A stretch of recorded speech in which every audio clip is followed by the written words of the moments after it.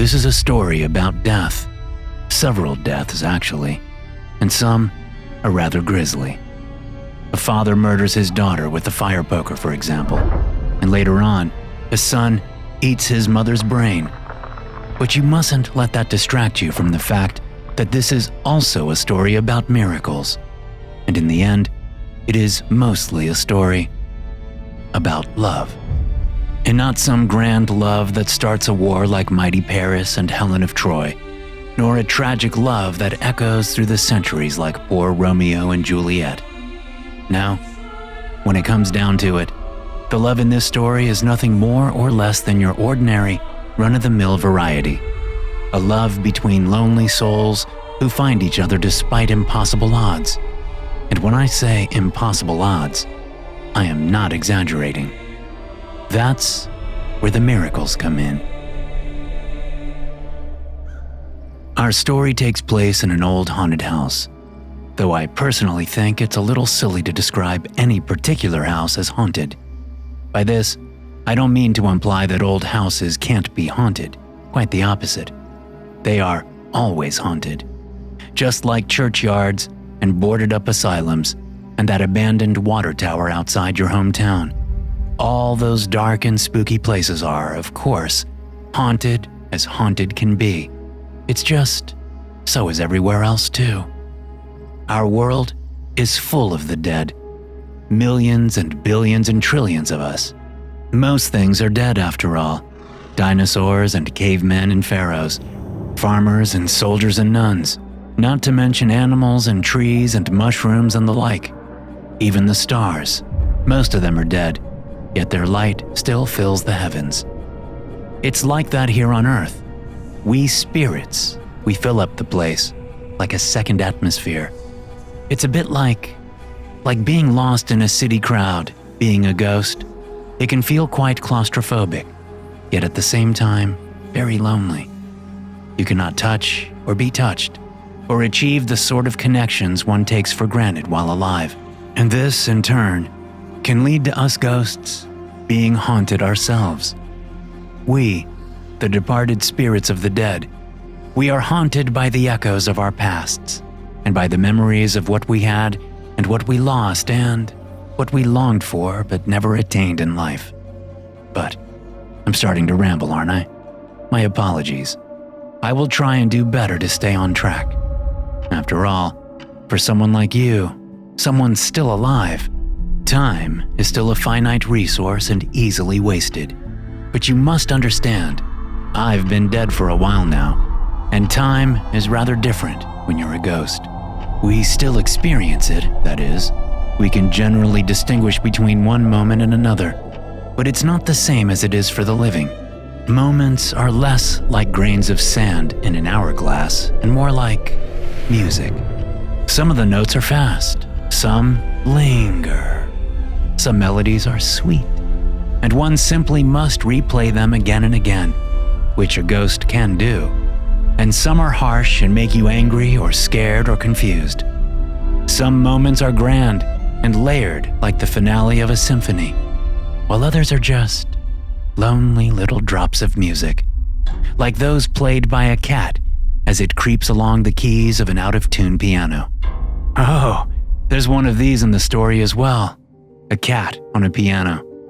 But there I go, getting ahead of myself already, and when I haven't even begun the story properly. Onward then, to the start. The first major event of this love story took place in the early months of 1902, by which time the house was already relatively old, its construction having been completed back in 1820 on the outskirts of town. The old house, which is rather important in the story, was built in the Greek Revival style popular at the time. It was sturdy and symmetrical, with a pillared wraparound porch and whitewashed wooden siding. Several Ohioan families had moved in and moved out of the house over the decades, and its 5 bedrooms had played host to several births and several deaths, as was like to happen in those days. This meant that by the time the Reverend Hiram von Goththingberg and his young bride took ownership of the place in December of 1901, the house was already the residence of a number of ghosts, including myself. My name is of no real importance in this story. Suffice it to say, I was simply a man, once alive, who happened to have died within the home some years before and had chosen to stay, seeing no reason to leave and haunt elsewhere. That was how I was able to bear witness to the miraculous events that happened there. Now then, where are we? Ah yes, the new owners, the von Goththingbergs.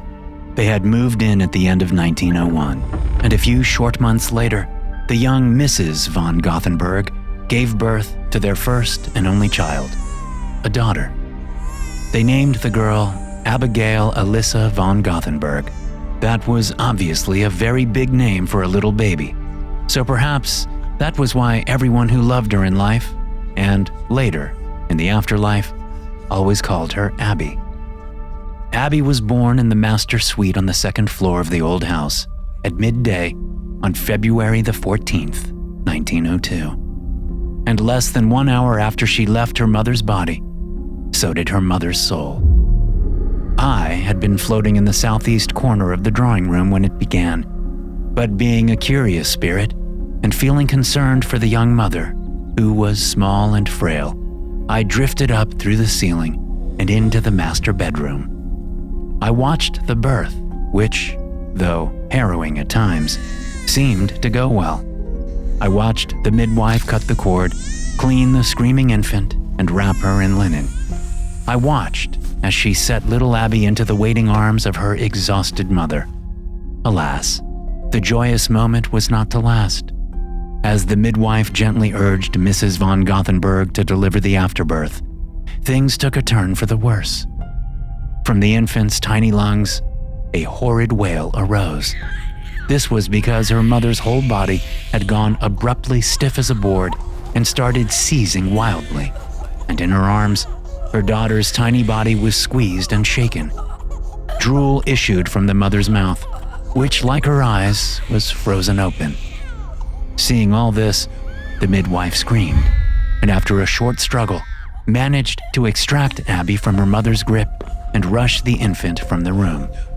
I remained behind, watching from the corner, unable to intervene. And long before the town doctor could arrive to treat her, the new mother was quite gray and quite still, and quite dead. I floated down then to the foot of the bed and bore witness as the ghost of the poor Mrs. von Goththingberg emerged. That event, the self-extraction of a human soul from its mortal form, is not entirely unlike the birth of a living child, though instead of a slimy new body, a sort of milky blue light comes out, usually from the eyes and the mouth, and hangs in the air in smoky tendrils before slowly taking shape. As soon as her ghost had fully formed, an illuminous version of the woman, complete with sweat-soaked hair and a stained bedshirt, I could tell, from the look in her eyes, that she was not intending to stick around in the old house. Some ghosts do that. They rush away.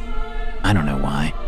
And whether they choose to haunt some other venue, or dive into the rocky earth, or flee into the sky and haunt the rings of Jupiter, frankly, it was none of my business. Though in this case, with the cries of little Abby echoing through the old house, I personally thought it might be nice for her mother's spirit to tarry long enough to say goodbye to the child. But no, the fresh ghost formed and blinked her glowing eyes, then clutched one small blue hand to her chest and swept from the room, flying through the walls and across the lawn and the street to soar over the frosted cornfields and beyond the horizon to parts unknown. And so, she was gone and would play no further part in our story. But I remained. That is how it began. Looking back now at the early years of Miss Abby Alyssa von Goththingberg, I am amazed at how she turned out. For she was, when allowed, a radiant fountain of every sort of joy. From where did she gather that light, you may ask? And I have no answer. Not from the old house, that's for sure. For in those days, it was a very dark and very cold place indeed. This was, in large part, due to the fact that her father, the aforementioned Reverend Hiram von Goththingberg, was a very cold sort of person, with cold hands and cold features and cold, colorless eyes. He was, come to think of it, one of those men who look very much like a ghost long before they actually become one. And like a ghost, his presence haunted the whole place. Despite that, as motherless Abby grew, sprouting locks of gold and copper, with rosy cheeks and the sweetest little laugh and smile, she did not succumb to the dreariness of her situation, though she quickly learned to avoid presenting too pleasant an attitude in the presence of her overbearing father, who liked his daughter to be silent and still, and dressed in very stiff garments with high collars and long sleeves and skirts that went to the ankles, and who, besides accompanying him to church on Sunday mornings, never saw any reason why she should otherwise leave the house. He spent a good deal of time in his ground floor study, writing sermons, and Abby took the opportunity to play with imaginary friends, and to run and to dance, always on tiptoe, so as not to be heard, and to sing little songs to herself under her breath. And though she only knew German hymns from her father's church, and I understood none of the words, I thought she had a lovely singing voice. There were also various other ladies from the church who visited to cook and to clean and to attend a range of household duties, but the Reverend insisted to them all that his Abigail Alyssa was not to be treated like some silly, spoiled girl, but rather a young sinner destined for hellfire should she wander from the path the Lord has laid out before her. Many of the ladies cowered under this demand, and some even agreed, but when he wasn't looking, there were one or two who did sneak a bit of affection to little Abby, in the form of quick hugs and sweet treats. And once, a teenager girl from the church who had started coming by with her mother to fetch the Reverend's laundry had given Abby a present, a wooden doll with eyelashes, red lips, and a yellow dress. Abby had liked it very much, but when her father discovered her playing with it on the front porch, he became irate. Shouting about frivolity and idol worship, he thrust the doll into the coal stove that heated his study, and then proceeded to smack the girl who had given it to her on both sides of her face, and used many cruel words to describe her. After that, no one gave Abby any hugs or treats or gifts again. The only playthings she managed to procure in those days were ones she made herself. She was particularly good at paper cutouts, which she created from scraps of her father's sermon drafts. She made snowflakes, of course, and houses and stars, but most of all, she cut out people, big and small, boys and girls, families. Once, she made a man and woman holding hands, and that was her favorite. She kept it hidden in the back of her Bible, and took it out when no one was looking. No one living, that is. Sometimes I saw her, how do I put this, practicing to hold hands all by herself. She would press her hands together, intertwine her fingers, and squeeze. It was clever, because if she ever got caught, she told her father that she was just praying. And it was sad, because it meant there was no one else around whose hand she might hold. She never asked to hold her father's hand, not once. The Reverend wouldn't look kindly on such nonsense, and besides, his hands were always so cold and clammy. And Buttons had paws, not hands, so she couldn't exactly hold hands with Buttons either. Oh, I haven't told you about Buttons yet, have I? How could I have forgotten about Buttons?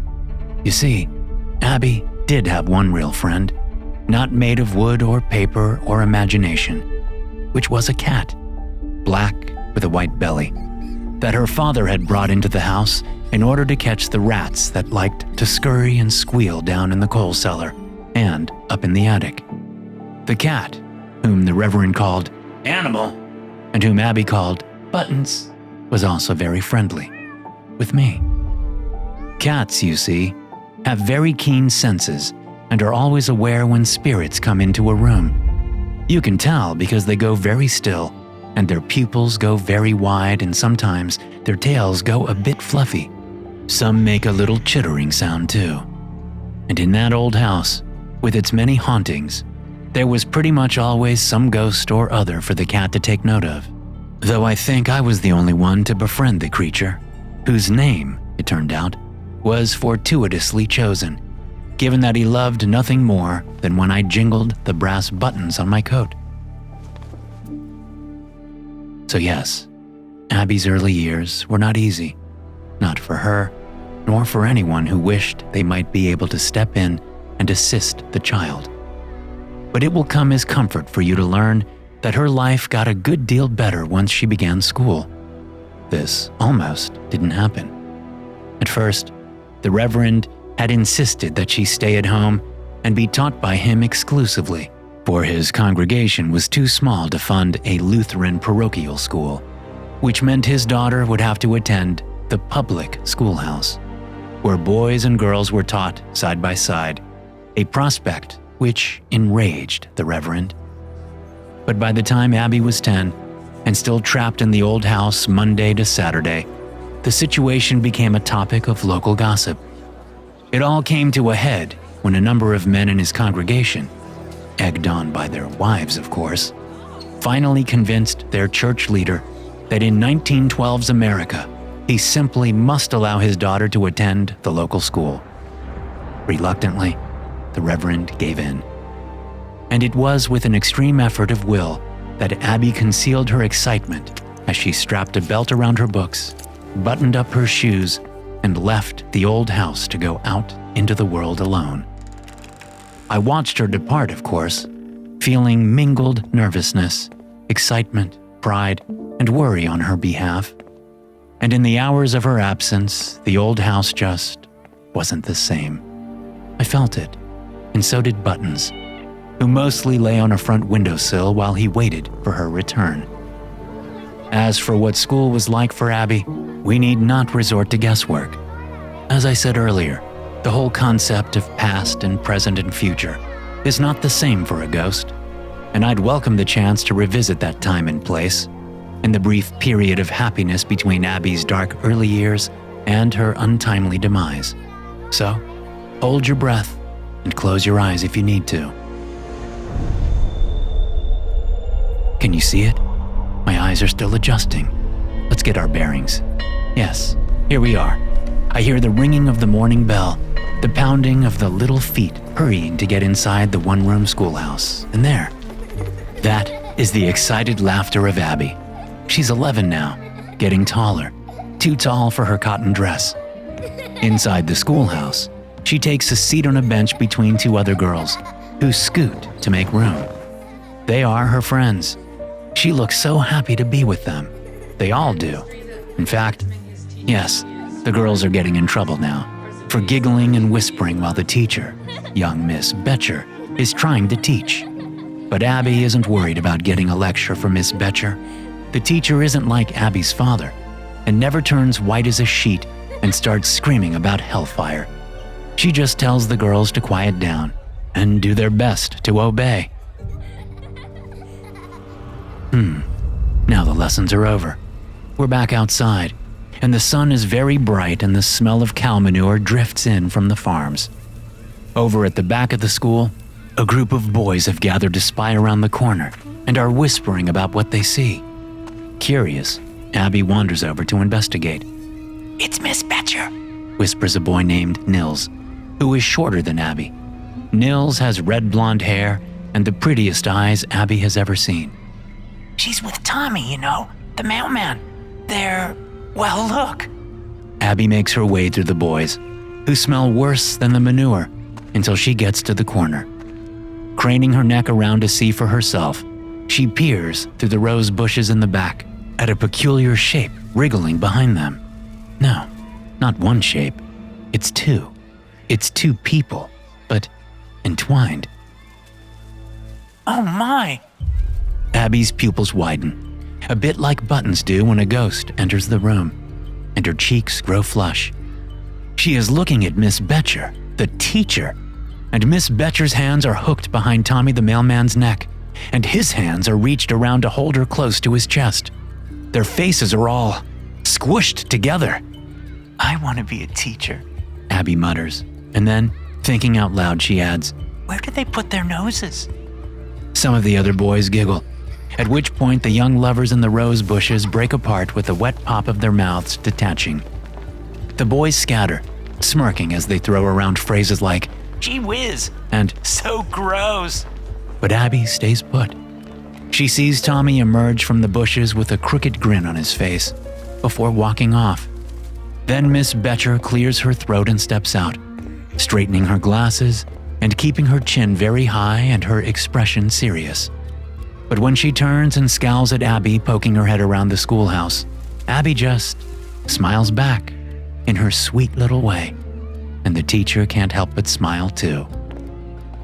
Abby turns around, and that's when she notices that the boy Nils is still there too, looking rather in a daze and perhaps sick to his stomach.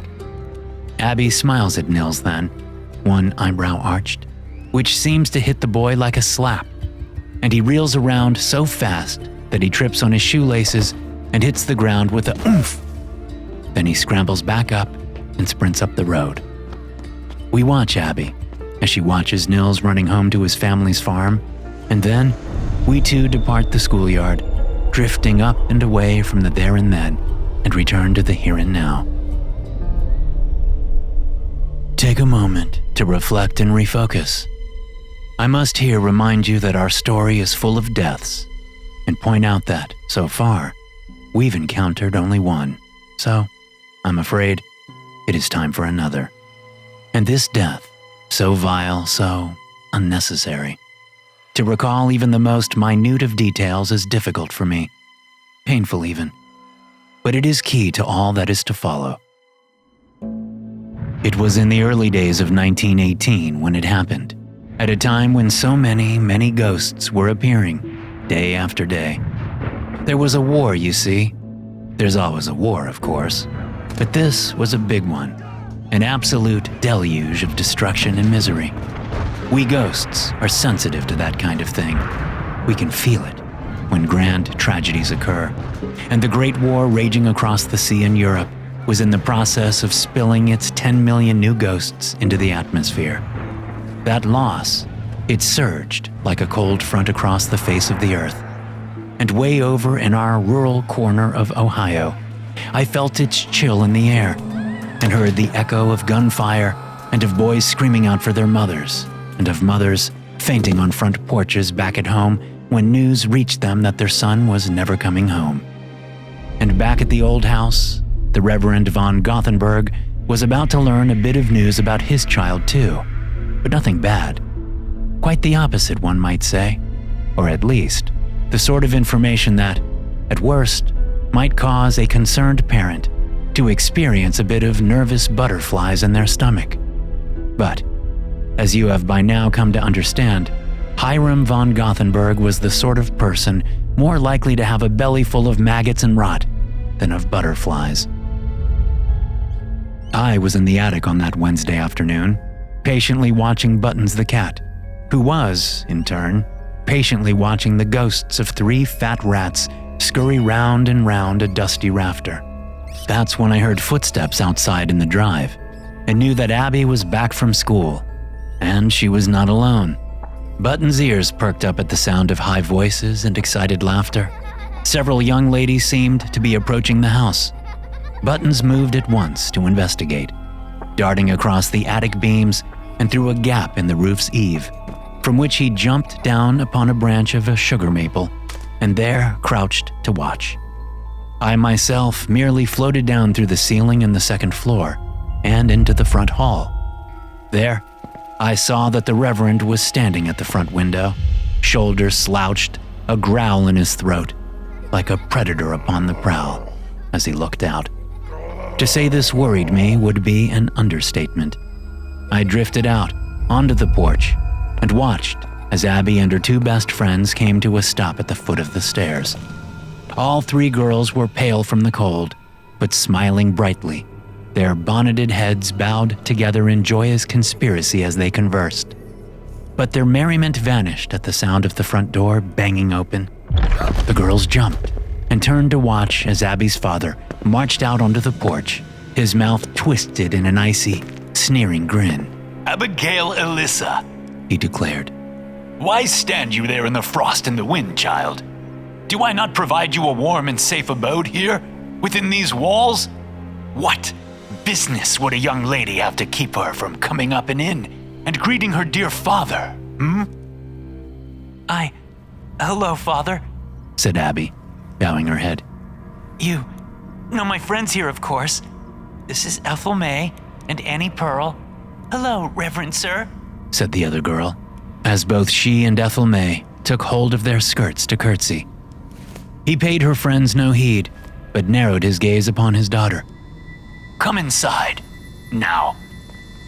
Abby moved to obey, but Annie Pearl clutched her elbow and blurted out, "Oh, but we weren't finished discussing the party and—" Even as Annie Pearl blurted out these fateful words, the Reverend's false smile flattened, and his eyes went dark, and Abby's whole body flinched. Ethel May kicked her heel into Annie Pearl's shoe to silence her, but it was too late, and the damage was done. "A party, you say?" "Oh, not really a party, sir," said Ethel May quickly, and she flashed her classic, disarming smile, which usually worked. Annie Pearl here is always exaggerating things, and I tell her, "Silence!" His voice struck them all dumb, and what little color remained in the girls' faces drained away. Lifting a hand, he pointed one long, pale finger down at Annie Pearl. "You there, the loose-lipped child. Tell me about this party, bearing in mind the fourth commandment." "Is that the one about the neighbor's donkey?" "Thou shalt not bear false witness," Abby whispered to her friend, at which her father made a sound like a hissing snake, and she closed her eyes. Annie Pearl's bottom lip began to tremble. "Oh, right. Well, Reverend Sir, it's just, tomorrow is actually, well, it's Valentine's Day, and it's also Abigail's birthday. It's her sweet 16th, so we just thought—" "I know the date," he snapped. "My daughter's arrival, like a curse upon my house, took the life of my bride, her own dear mother. Is that, then, what you would celebrate?" Annie Pearl looked to her friends for support, but both had lowered their gaze to the ground. "Oh, no. I mean, it's just that some of us from the school thought it would be nice to throw a little get-together. Nothing fancy, mind you. We've just strung some lights up in the loft of the big barn. My daddy said we could use it, sir, and my mother is making her famous gingerbread cake." "Gingerbread cake," the Reverend repeated. "I see. And you say this get-together is scheduled on the morrow? Now that is intriguing, for I myself am set to travel out of town in the morning to attend a church business in Missouri, and I am not returning until the 17th, a fact of which my daughter is well aware. Old Widow Cretan was to stay in the spare room while I'm away to watch over her, though I suppose she goes a bed early and one might sneak away." He sniffed, then wiped at his nose with a sleeve, glaring down at the three of them. "Who is to be in attendance at this party?" Annie Pearl opened her mouth to respond, but Ethel May, to her enormous credit, I might add, laid a hand on her arm, took in a steadying breath, and looking up said, "Just some friends, sir." "Girls?" asked the Reverend. "Yes, sir." Well, that doesn't sound too bad, does it? But I might ask, given that it is not just a birthday party, but also—" His eyelids twitched. "Valentine's Day, a celebration, as I understand it, of lust and fornication." "Father, please don't." "Will there also," he interrupted, "be boys at this party?" No answers. I thought so. How about music? A fiddle? Will there be dancing in the barn? How about strong drink and— Abby had had enough. Whipping up her head to reveal the tears in her eyes and the anger in her face, she stomped forward up the steps. Abby! Ethel May began, but Abby shushed her. Go home, now! With a nervous glance at each other, Annie Pearl and Ethel May both curtsied to the Reverend, then spun around and walked quickly back to the road, their skirts billowing in the February breeze. Folding her arms over her chest, Abby ducked her head and darted past her father and into the house. Throwing down her school books and reaching up to untie her bonnet and let down her hair, she had gotten halfway up to the stairs when her father came in from the porch and slammed the front door. Abby froze. My study. Now. The personal study of Reverend von Goththingberg was not a very pleasant space. Despite the coals burning in the cast iron stove on one side, the room somehow managed to be perpetually colder than the rest of the house by several degrees. The floor was bare, as were the walls, with the exception of one small cross behind the desk. A bookshelf held various volumes of church records, hymnals, and a leather-bound Bible. The room was really only suited for one thing, which, to be fair, is what the Reverend used it for, and that was the writing of very harsh and pedantic sermons about brimstone and judgment and all the rest.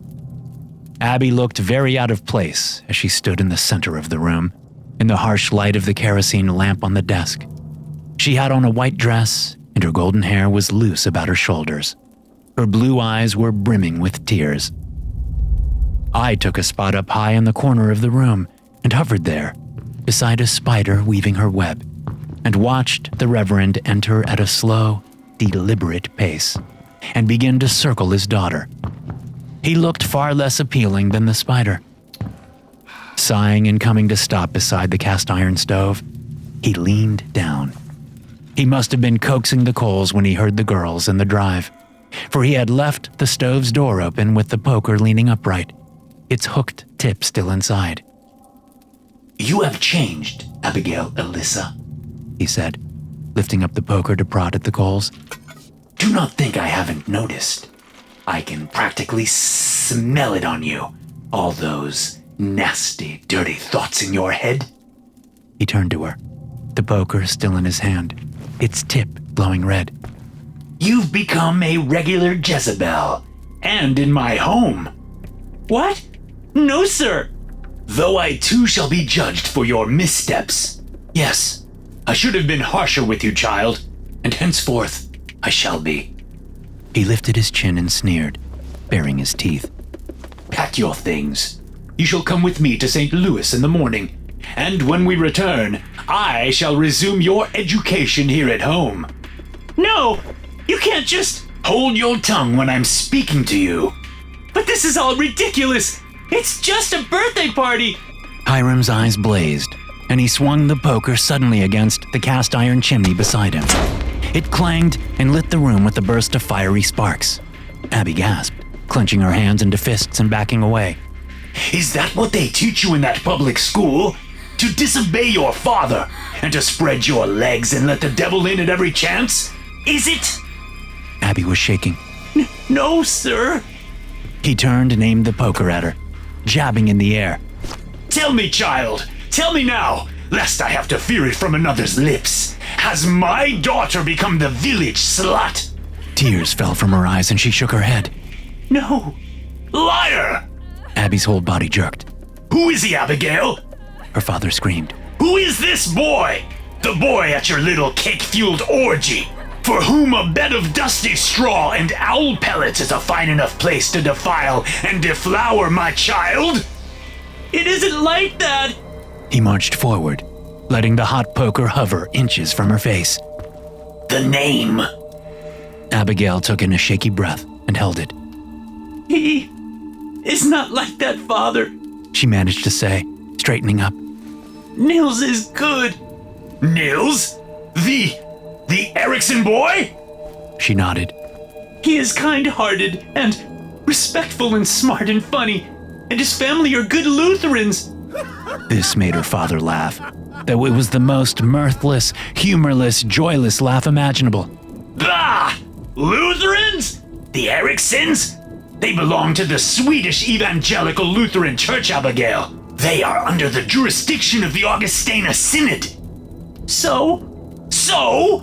Those toe-headed unionists are but a half-step above heathens. Their false churches are breeding grounds for soft and sentimental theology. I hear they've even been doing relief work hand in hand. His eyes go hard. With the Negro Church in Akron. Their morals are rotten, daughter. And you would lust over one of them? So what if I would? She retorted, with a defiance in her voice I had never heard before. And by the sudden look on her father's face, she didn't know she had it in her. So what if I like nails, Or want to dance with him? Or to kiss on the lips and have him hold me in his arms and whisper sweet words into my ears? I like him. Okay, no, I love him. By the gleaming of the poker's tip, the Reverend's face contorted, wrinkles stretching as his cold, cruel smile returned. Oh, but daughter, he said, the Lord is the only true wellspring of love. The filthy, wet tingle in your loins is something else entirely. She met his eyes. You know nothing of love, Father. Something dark and devilish.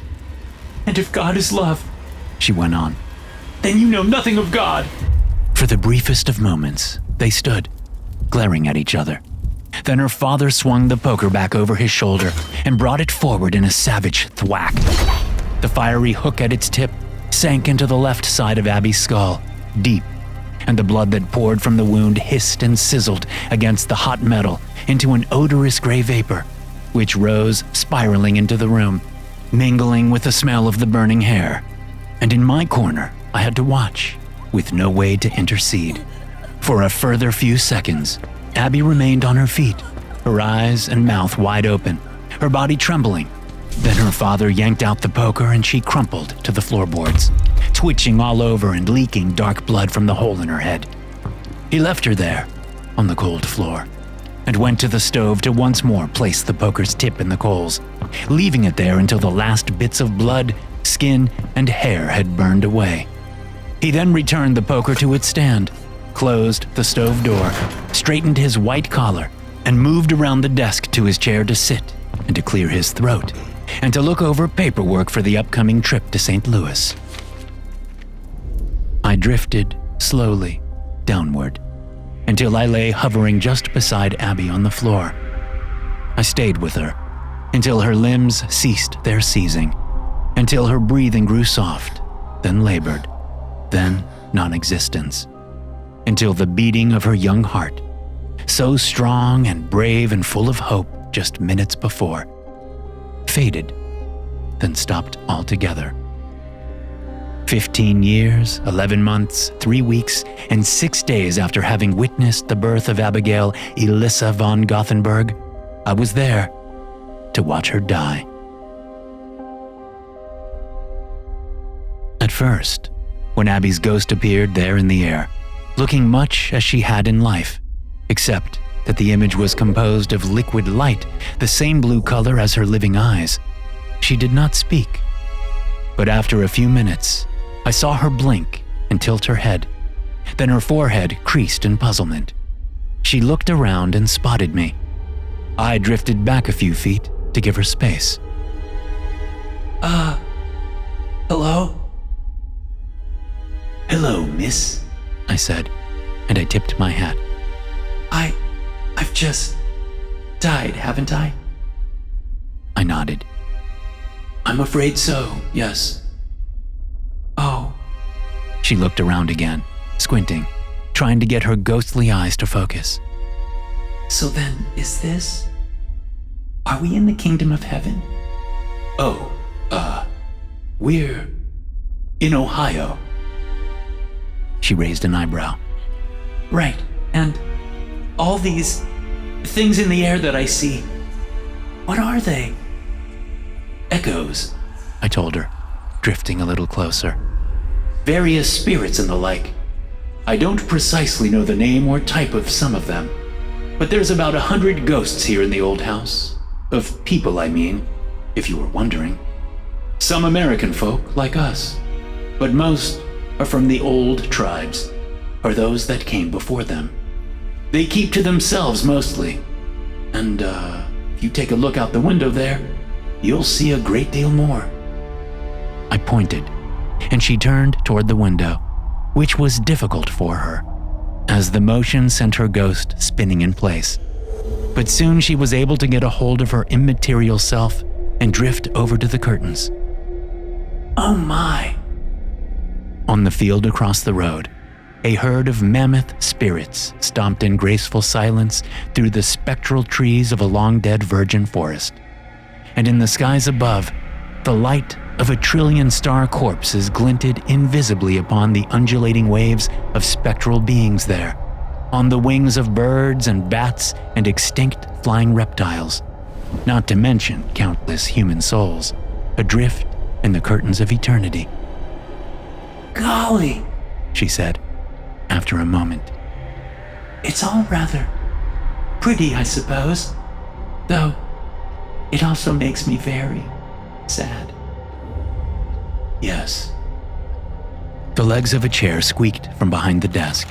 Both Abby and I flinched, then turned to look as Hiram von Goththingberg rose to his feet and, gathering up the pages from his desk, moved around the desk, muttering to himself about the times of tomorrow's train departures. When he came upon the body of his daughter, lying perfectly still with a puddle of dark blood around her head like a halo, he paused. The expression on his face then, it was, well, let's just say, I would have given a lot for a way to keep Abby's ghost from seeing her father's expression. There was no grief in it, that's for sure, nor regret of any kind. Instead, the Reverend looked rather annoyed. Sighing, he set down his papers again and left the room. A moment later, the cat Buttons swept into the room and, moving swiftly to the corpse, began rubbing the side of his face against one of Abby's outstretched, limp hands. Buttons!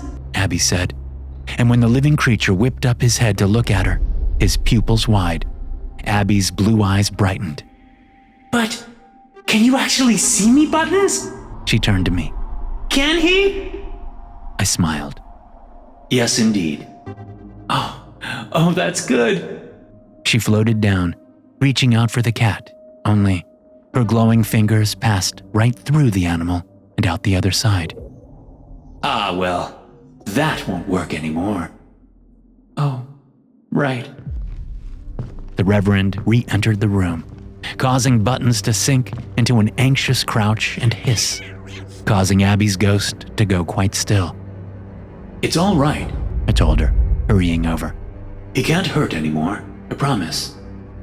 He had a folded burlap sack over one arm, and approaching the corpse, lowered himself to one knee, careful not to get blood on his pants. You, get out of here, he said to the cat. Animal. He swatted at Buttons, who leapt back with a snarl before running from the room. Exhaling in disgust, the Reverend then lifted up his daughter's bloody head with one hand so he could push the sack over it with the other. Rising with a groan, he reached down toward the corpse's hands. I glanced sideways at her ghost, worried about her reaction.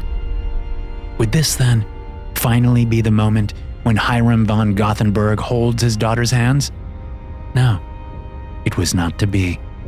He just grabbed her wrists, straightened the limp arms up over her head, and began to drag the body across the floorboards, out the door, and down the hall.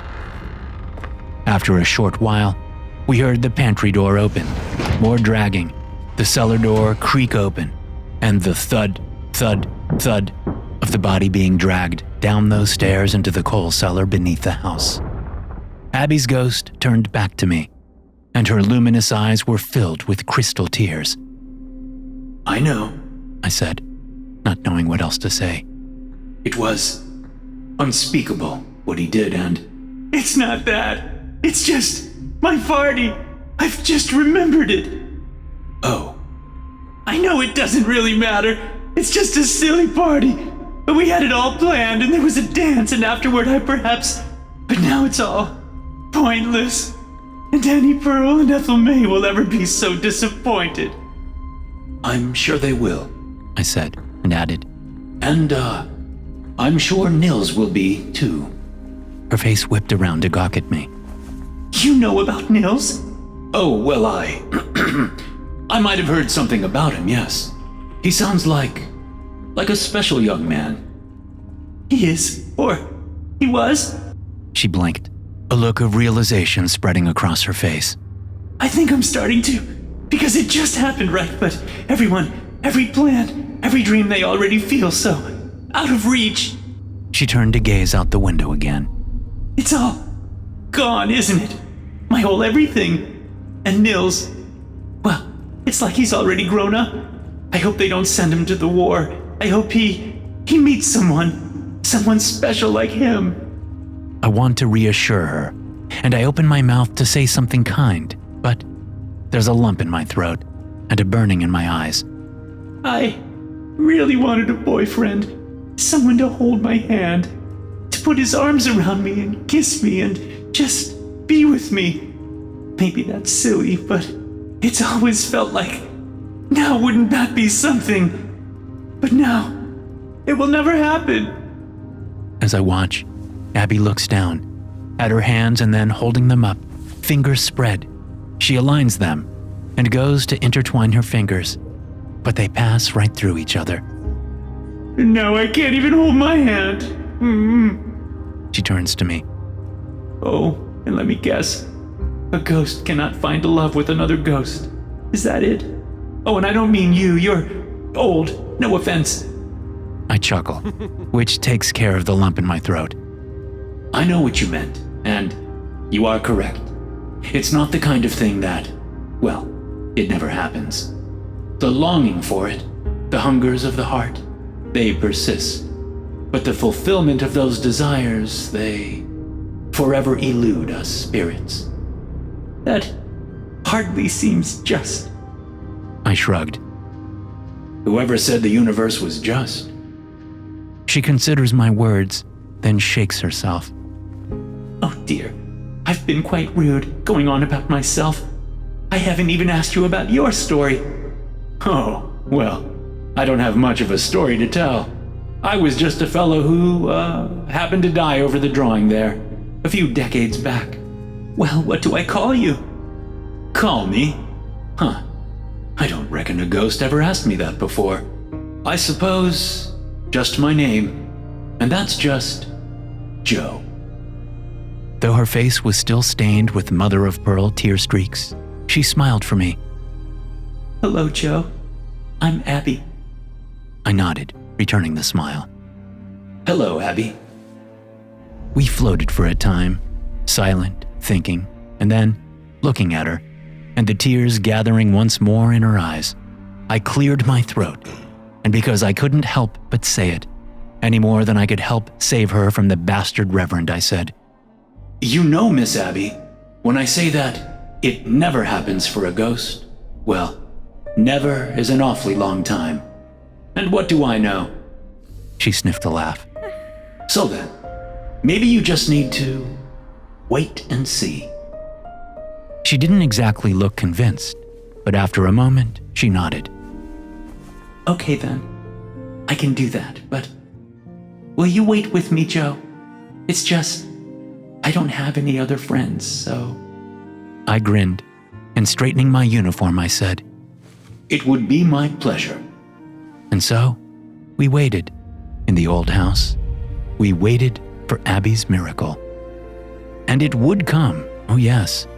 The boy would come, and Abby would finally receive her long-awaited first kiss. On her birthday, in fact. Valentine's Day, 1968. Valentine's Day is almost here, and NoSleep Coffee has the perfect way to share the love. For a limited time, buy one 12-ounce bag and get one free with promo code VDayBOGO at NoSleepCoffee.com, making it easy to gift a bag while keeping one for yourself. Unlike store-bought coffee roasted months ago and left on the shelves, NoSleep Coffee is roasted to order and shipped out right away for maximum freshness, delivering a richer aroma, bolder flavor, and a smooth finish you just won't get from store-bought coffee. This Valentine's Day special ends February 13th, so don't wait. Visit NoSleepCoffee.com and use promo code VDayBOGO at checkout to get your free 12-ounce bag of No Sleep coffee today. The music of time played on, and as we ghosts listened to its haunted harmonies, the old house became a little older around us. Some things stayed the same, while other things changed. The sugar maple tree beside the porch was still there, for instance, but it was showing signs of decay, much like the widower within the house. The Reverend Hiram von Goththingbergs, you see, continued to reside in the home, even as the flesh rotted off his daughter's bones in her shallow grave down in the coal cellar, and he continued to be cold of heart and stern of temperament. And yet, as the decades passed, the Reverend's hair fell out, and his beard grew long and white and wiry, and his spine and shoulders sagged, until the elderly pastor resembled a shepherd's crook as he shuffled about the dusty halls. The world beyond the old house and the lawn and the shed out back must have been changing too, though any progress was slow to find its way into the old house. Utility workers from the county did come in once, and they installed wires and glass bulbs and something called a telephone. And the coal stoves that had worked so hard to heat the place each winter since its construction were finally getting respite when a central oil-burning furnace was installed. What else? Buttons. We mustn't forget buttons. Well, eventually buttons became old and thin and sickly, and one evening the cat crawled into a cupboard and died. But don't worry, it was a nice death, a quiet death. And I was there with Abby to watch the darling creature's spirit ooze from its eyes and the ends of his whiskers to greet Buttons as his ghostly form settled into shape. And as every cat in life, already possessing those qualities necessary to haunt an old house, Buttons adapted to the afterlife with ease.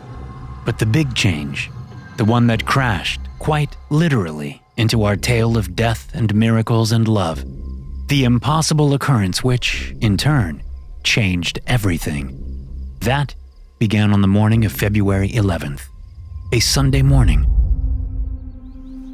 The Great War in Europe was long over by then, of course, and another, even greater war there had come and gone.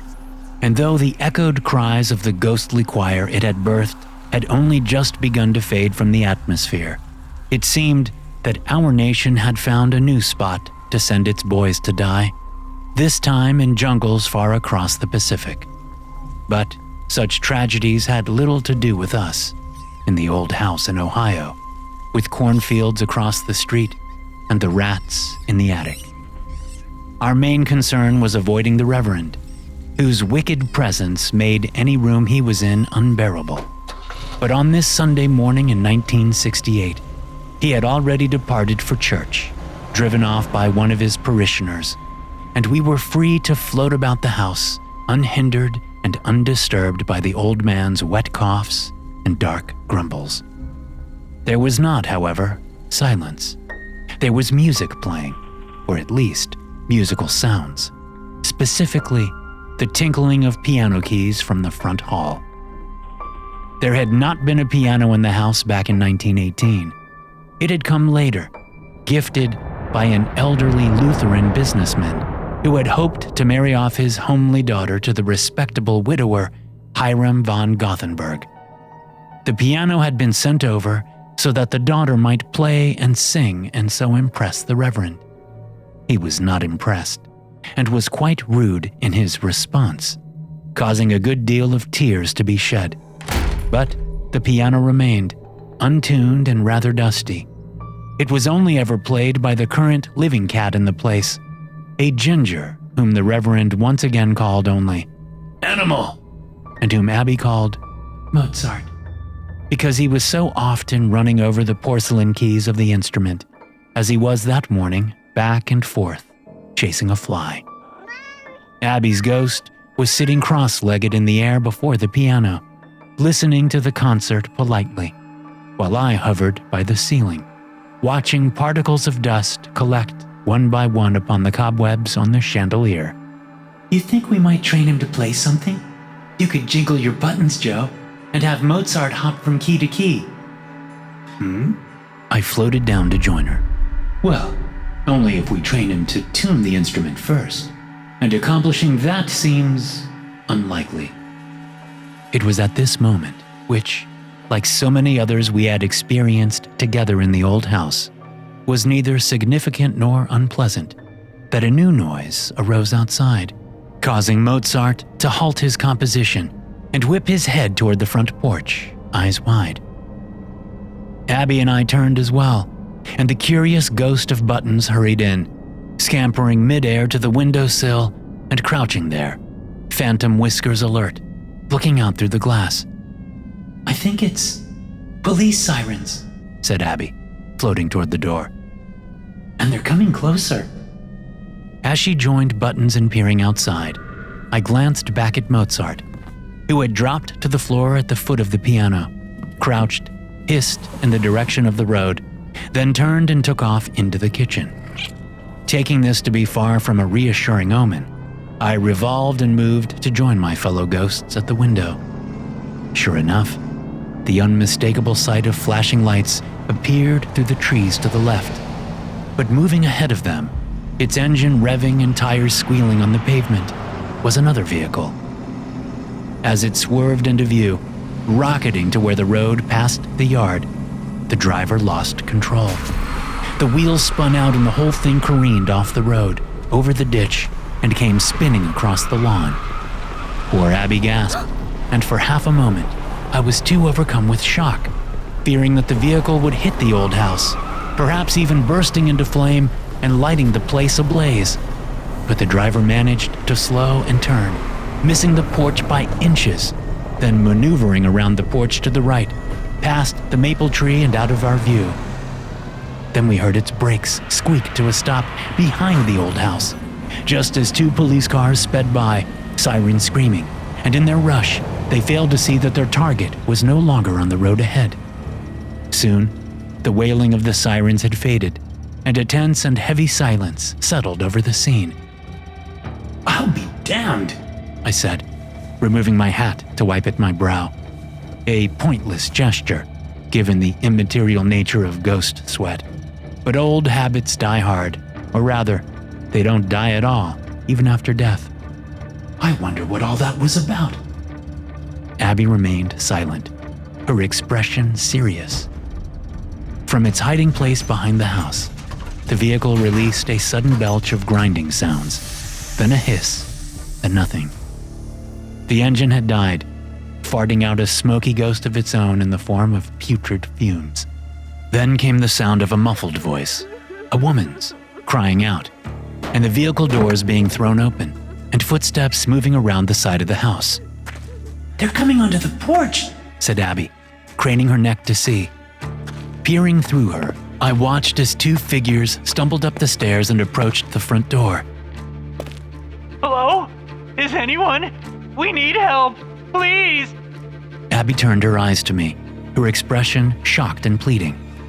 I shook my head. There's nothing we can do, Abby. And even if your father was home, he'd just call the authorities to come cart them away. He'd assume they were criminals. They don't look like criminals, she said, gazing out again. But then, why would the police be racing after them? I can think of one reason, I mumbled.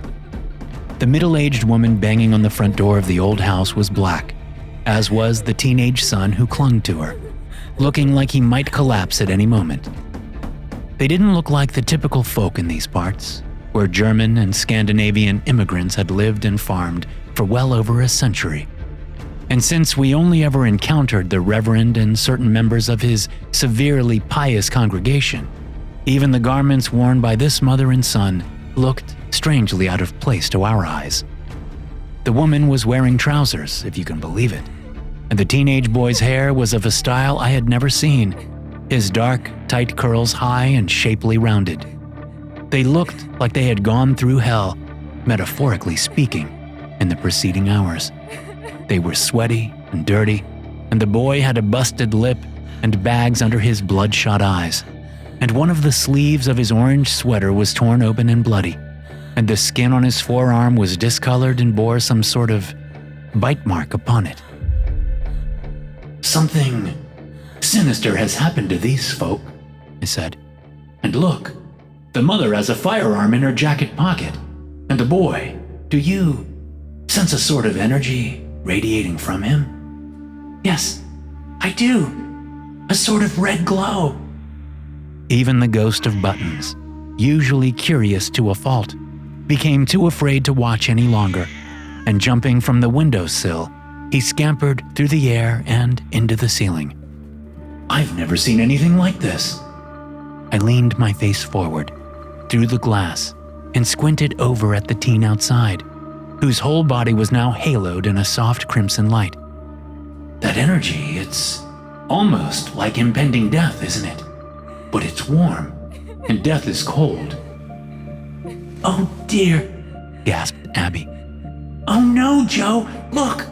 On the porch, the boy's eyes had rolled back in his head, and his knees buckled, and he slumped sideways against his mother.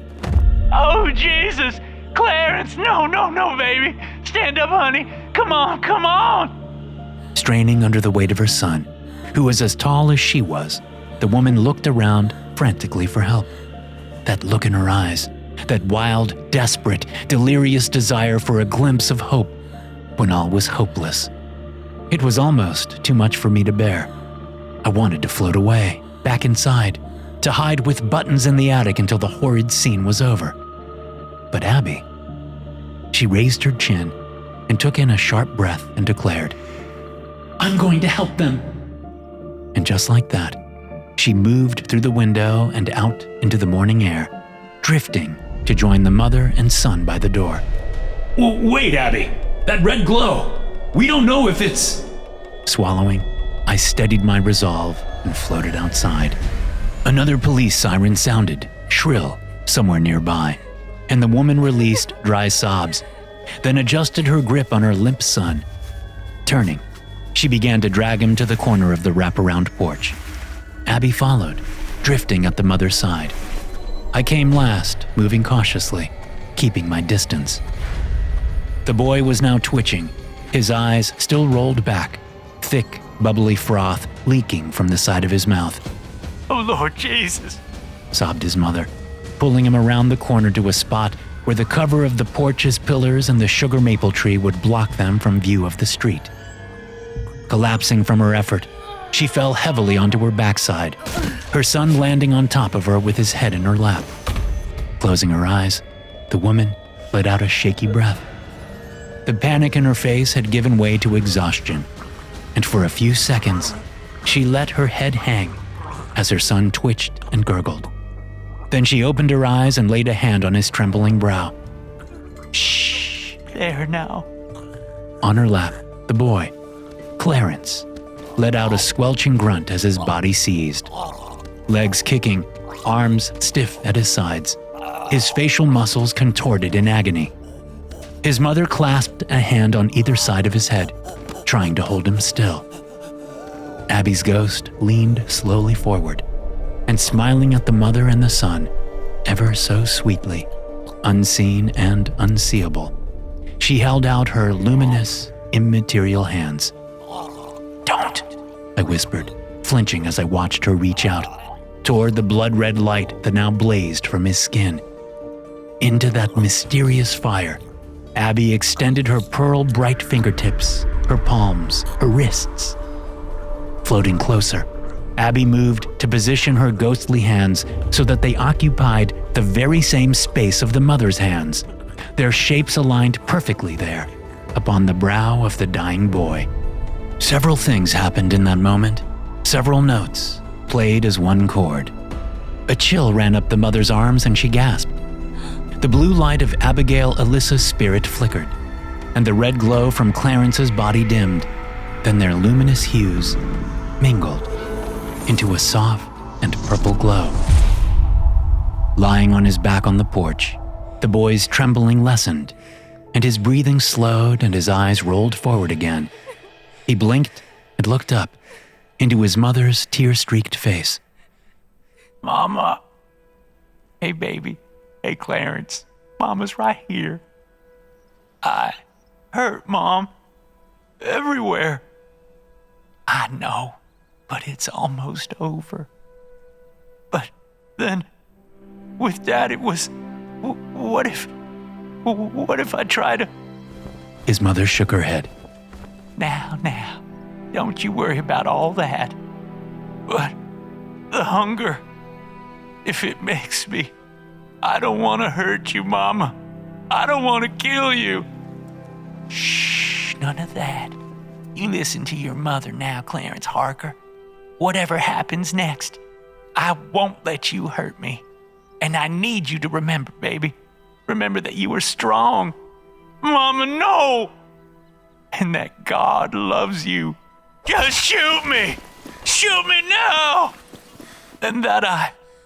Still holding his head in one hand, she raised the other and tapped one finger on the end of his nose. I love you. For a moment, Clarence was still, looking up at her. Then his body began to shake. Dark spit dribbled from his mouth, and his face grew taut and gray, his eyes bulging, pushing outward, blood vessels bursting, the pupils becoming black pinpricks. Abby looked up at me, her eyes pleading for another way to help, but I had no answers. And so, with a sigh, Abby removed her ghostly hands so that his mother's alone might be the last to hold him. And there, on the porch of the old house, on that brisk February morning, the boy named Clarence Harker stopped moving, and the heart in his chest stopped beating. And yet, Joe? Where is this ghost? Shouldn't we see it forming by now? I stared at the rigid body with its protruding crimson eyes. I'm not too sure. The body jerked, snarling, and the mother gasped. We looked down at the boy with his twitching stiff limbs and his twitching lips, through which there hissed the hollow sound of undead breathing, like the grinding of gristle and bone. After a moment's shock, his mother steadied herself, averting her vision from her boy's trembling corpse. Sliding her right hand into the pocket of her coat, she pulled out a pistol. Lord Jesus, She said aloud. I ain't ever asked for a miracle before, but protect this poor child. Letting the fingers of her left hand stroke the surface of her son's curls, she raised the gun in her right hand to set its barrel against her temple. Protect my boy! No! Abby screamed as the mother's finger tightened on the trigger.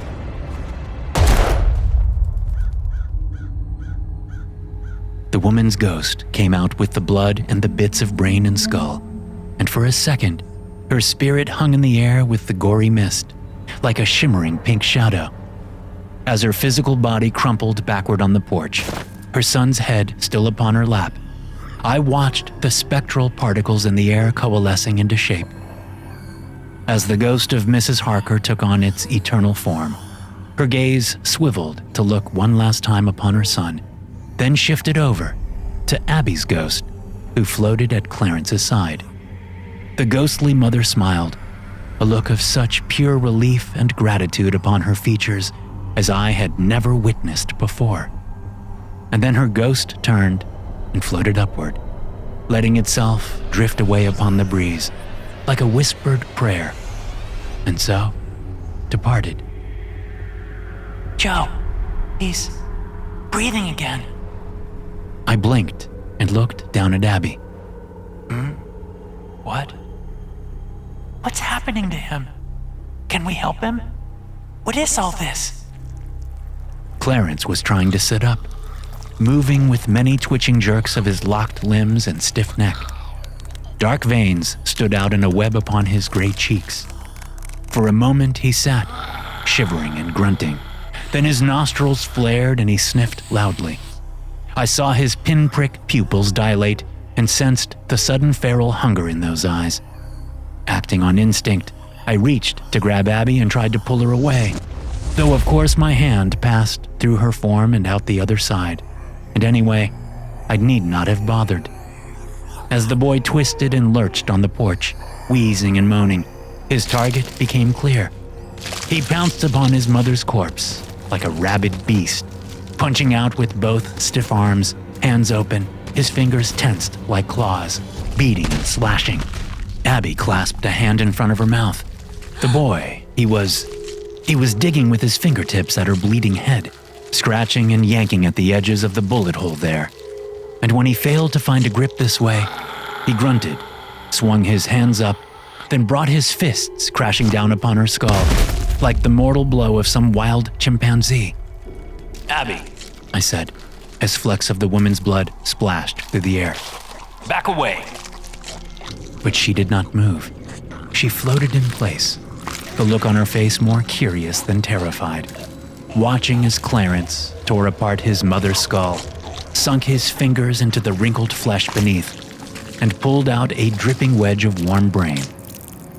Snapping his jaw open and shut upon the flesh, he devoured the meal with gusto, then ducked down to grab another handful, panting greedily, chewing noisily, bits of brain dripping down his chin until he had hollowed out the head, scraping clean the inside of the broken skull and licking his fingers. Then, seeming to come down from his feeding rage, he staggered awkwardly to his feet and stood, his protruding red eyes facing the leafless branches of the maple tree, and then, turning to the side, he faced Abby. He stared at her, then pivoted and stared at me. At that moment, I felt, what did I feel? Something akin to a chill up my spine, like what a living person feels when a ghost passes through them. An icy shock. Joe, he can see us. He's not a ghost. He's physical, but he can see us. I think you're right. That's amazing, said Abby, now rising to float in a standing position, and Clarence's red eyes swiveled to follow her movement. How can he do that? And what is he? The glimmer of a smile appeared on her face as she looked at the boy, her head tilting to one side. His head tilted too, gazing back at her. I don't know what he is. Not alive, not dead. But as human as you or I or anybody living, I know it. I feel it. And he's in trouble. We have to help him, Joe. So we have to find out what's happened. Please? After a moment, I nodded.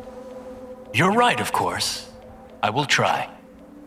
And so I did, resolved first to uncover whatever strange events had led these tragic figures to our door. I left the glowing teens there on the porch, in the mid-morning chill, and closing my spectral eyes, I drifted skyward, detaching from my spiritual nesting place in the old house, and then from time itself, my spirit swimming upstream against the very current of entropy. As I open my eyes, I see the world passing beneath me, and all is in reverse. The morning sun sinks toward dawn in the east, and to the south, a current of freezing rain gathers back into a gray cloud in the darkening sky. I look down at the yard and spot the mother's vehicle reversing around the house, then spinning through the grass and leaping back onto the road, where it speeds off, backward and swerving, and now seeming to pursue the authorities, with their flashing lights and the eerie sound of their temporarily inversed sirens. I follow the regress of this chase to just outside a nearby town, where the reversing police cars park. The officers leap out and run backwards, surrounding a spot by the road where the other car speeds backward to a stop. The policemen undraw their guns and walk backward from the vehicle. All depart but one, who lowers his radio and stands with his arms crossed, staring at the black mother at the wheel and her ill-looking son in the seat beside her. Then the officer steps back into his car, the police lights cease, and both vehicles pull off, reversing down the road. The chase and the crash were just the final twist, think to myself. Mrs. Harker got scared and sped away from that traffic stop, but this isn't how it all started. So then, I move faster, tearing through the night, following the backward path of the vehicle as it winds its way across the Pennsylvania border. At this point in my venture, I admit that my determination to find answers grows frail, lessening with every eastward mile we traverse. You see, I might have died in that old Ohio house, but in the months leading up to that fateful moment, I had been elsewhere, a place I have tried to forget, and somewhere which I now seem to be heading toward with speed. Drawing upon the hope that Abby has placed in my success, I soar on, over the Blue Ridge Mountains. And now, I begin to recognize the landscape, those broad open valleys, frosted in moonlight, and though I try to keep my focus on the vehicle reversing along the road, I find myself turning and gazing at fields outside Little Sharpsburg, Maryland. Oh Lord, oh what a haunted sight is that. Down there, glowing against the nightscape, swarms a great host of moaning spirits. They revolve in the sky, round and round, like a school of spectral fish, trapped eternal in the vortex there, above the grounds of a bloody battlefield. I blink and swallow, pretending that the stinging in my eyes is from the wind and nothing more. But the truth, some of those ghosts down there, I made. With my musket and my bayonet. And maybe one of them, while still possessing a body, had fired the shot which struck my ribs on the right side, and thus set me on my path to ghosthood. Though in that, I know I should count myself lucky. For one thing, my role in that savage exchange was the nobler of intent. I do not regret taking up the blue uniform, though it cost my all. For to do otherwise would be to betray the values of my heart, and yet, the lesser of two evils is still an evil thing. And so the memory of that day, of the violence we inflicted upon each other, it haunts me as I fly, and it shall haunt me until the last note of the music of time is played out, and the great song is over. I pass beyond the battlefield and turn forward once more. Dusk appears ahead, and as last night becomes yesterday, the vehicle backs down one final stretch of road, toward a set of gates and a high wire fence. Knowing I have reached the origin of Clarence's predicament, I spiral groundward, zipping back as I do so, to land earlier in the day and letting my ghostly senses realign with the natural order of the living world's timeline, settling into the moment, which occurred in the late afternoon of February 10th, 1968, some 16 hours before the tragedy on our porch. I hover above the ground.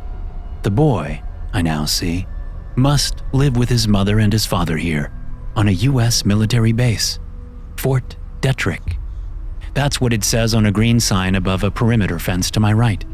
I revolve in the air, looking around the installation, which hardly resembles the ramshackle posts of the Union Army back in my day.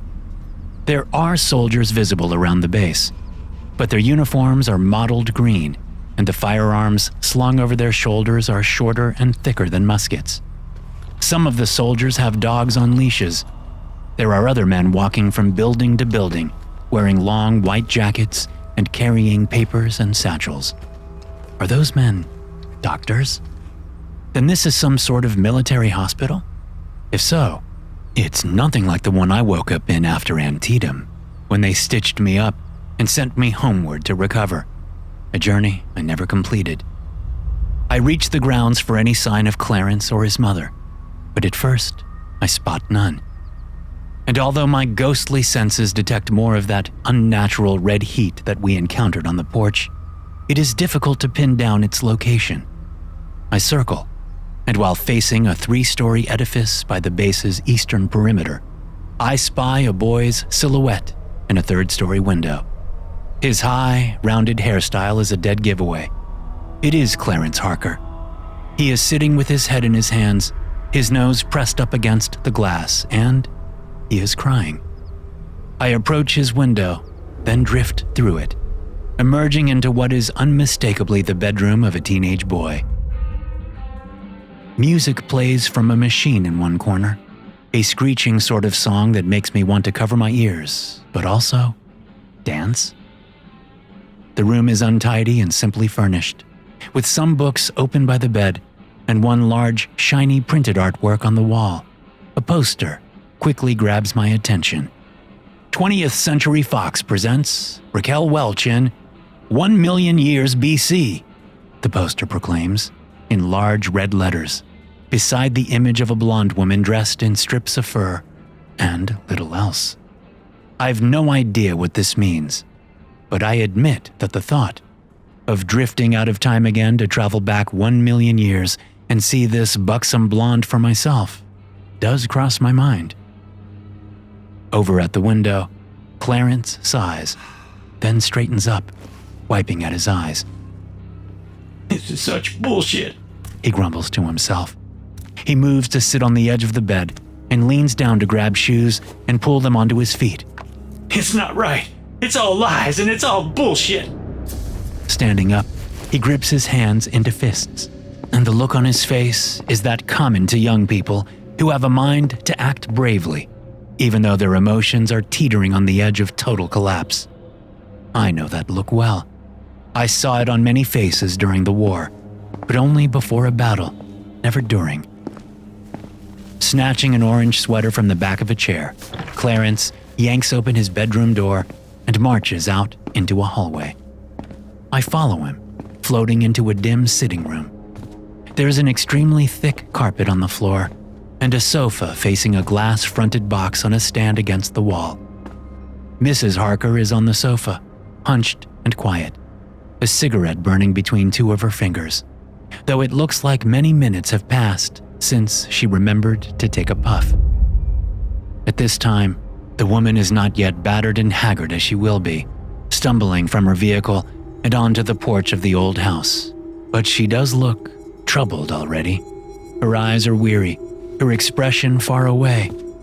She looks up as her son stomps into the sitting room, and the burnt ash from her cigarette falls to the carpet floor. Oh, Clarence. What time is it, baby? Where are you going? Clarence doesn't answer and heads straight for a doorway across the room. I'm going to see Dad, he declares, reaching for the doorknob. But his mother leaps to her feet and practically flies across the room to stop him. Oh, no, you're not. It isn't safe, Clarence. You heard Colonel Solomon yesterday. If what your father has is contagious, then... Oh, wake up, Mom! Clarence screams. She hushes him, a crazed look in her eyes, and she tries to pull him away from the door, but Clarence isn't budging. You can't possibly believe them. You know it's a lie, but you're still just acting like everything is normal. You're still just smiling and cleaning their goddamn offices as if... Keep your voice down. This isn't a normal base. They're up to something. Your father is sick, like the others. Huh, the others. The other black soldiers, you mean? Because they're the only ones getting sick, funny enough. And if it's really so contagious, shouldn't the doctors be wearing suits and masks and all that, huh? It ain't a sickness, Mom. You need to hush up. Do you know what they do here? The U.S. Offensive Biological Warfare Program? Experiments. On people. He looks scared now, too. Angry, yes, but scared, too. After a moment, he lowers his voice and says, And you've heard it, too. These past few nights. The screaming. Stop it, Clarence. The grunting. The groaning. Like hungry and in pain. She slaps him, but not hard. It's a movement of desperation, not violence. You mustn't be overheard, spouting rumors. And your father, he's just... Her lip quivers. She can't finish her sentence. We never should have come here, Mama. And would it have been better if Dad was shipped off to Vietnam? Far away, getting shot in the jungle? Yes. His answer strikes her with more force than her slap had caused him, and he knows it. I'm sorry, Mama. I'm scared. She takes his hands. I know, baby. The world is a scary place right now, but you can't just go running over to Clinic Z demanding answers. The guards wouldn't let you near your dad. You know that. So now, go back to your room. Maybe you can read those new comic books, okay? And keep that music down. Clarence hangs his head, but nods. Good. Bringing up one hand, she sets it on her chest, then reaches up and taps Clarence on the nose. "Love you too, Mom." She smiles reassuredly as he walks back to his bedroom, but I stay and watch her face. And as soon as her son is out of view, her smile vanishes and the fear returns. She knows he's right about whatever is going on in this place. I float back to Clarence's bedroom. He's stretched out on the bed, hands crossed on his stomach, staring at the ceiling, contemplating. I drift past him to the window and peer outside. The sun is setting, and by its dying light, I watch the figures of the soldiers and doctors moving between the ugly, boxy, windowless structures below. What are they up to? Developing some new weapon of war, perhaps? They are always doing that, aren't they? From sticks and stones, way back in the ancient days of scantily dressed Raquel Welch on the wall there, they worked away, upgrading to bows and arrows, then to broadswords and trebuchets. And in my own day, it was the musket and the mighty cannon. So what did they have now? What tool or method or machine were they using in humanity's mad race to transform hordes of the living into swarms of ghosts before their time? Why the hurry? That's what I want to know. The bedroom goes still. The music has ended, and on the bed, Clarence begins to snore. And then, from somewhere in the base outside, a noise arises. He's right, I say to myself, as the haunted sound pierces me. It is a scream, a grunt, a groan, beastly and ravenous. Clarence jerks awake and whips his head to look through me and out the window, where the noise drones on. The conviction to do something returns to his young face. Jumping up from the bed, he moves swiftly and quietly into and down the hall, pausing at the corner to peer into the drawing room. He sneaks past his mother, who has fallen into a restless sleep, curled up on the sofa, then hurries to her wool jacket hanging by the door. He reaches into the jacket's pocket, and I wonder if he's going to pull the gun, but no. He retrieves a silver ring upon which hangs a dozen shiny keys. Gingerly squeezing the keys in a fist to keep from jingling, he moves out into the hall and heads for the stairs to the building's exit, completely unaware that I am at his side all the while, an invisible partner in this night's perilous investigation. The evening is warmer than expected when we emerge. Perhaps that's due to the blinding spotlights that glare down from the perimeter fence. Or maybe it's that unnatural crimson energy, which has grown stronger since the groaning started, and which I now sense is radiating from the same direction of the noises. Clarence sets off that way, running at a crouch and staying in the shadows of buildings, always stopping at corners to let yawning guards amble by, until, after several tense minutes, we approach the back of a windowless structure of dark brick. There's a service entrance there, with a heavy steel door, and Clarence hurries to try the various keys in the door's lock. Come on. Even government secret labs need to be cleaned sometimes, right? It's gotta be one of these.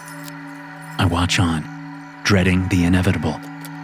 I know it's all already happened to that bravely foolish boy, and that these events are written in stone, their details as final as the date of death etched upon a grave marker. My ghost is but a witness here in the unchangeable past, just as it is a prisoner to the present, able to watch the living go about their numbered days, repeating the same old mistakes, the same patterns of wasted time and needless violence. The lock clicks. Clarence takes in a shaky breath, then pushes the door open. From the darkness within, howled the shrieking savage voices. Clarence flinches, torn between his fear of knowing and his fear of not knowing. I feel the same way. He steps inside and closes the door behind him. I follow, slipping through the steel door. The mysterious building is dark, and the beastly shrieking echoes down the long hall that stretches out before us. Clarence walks fast, toward a soft red light that glows from an open doorway at the far end.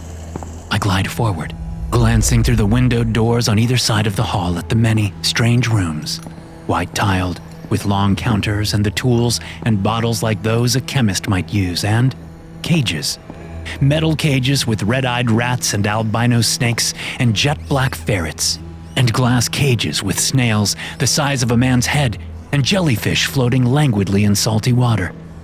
Ahead of me, Clarence reaches the open door, turns, and walks through.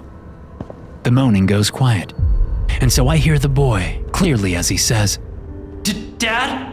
What do they do to you? Then silence, then an answer.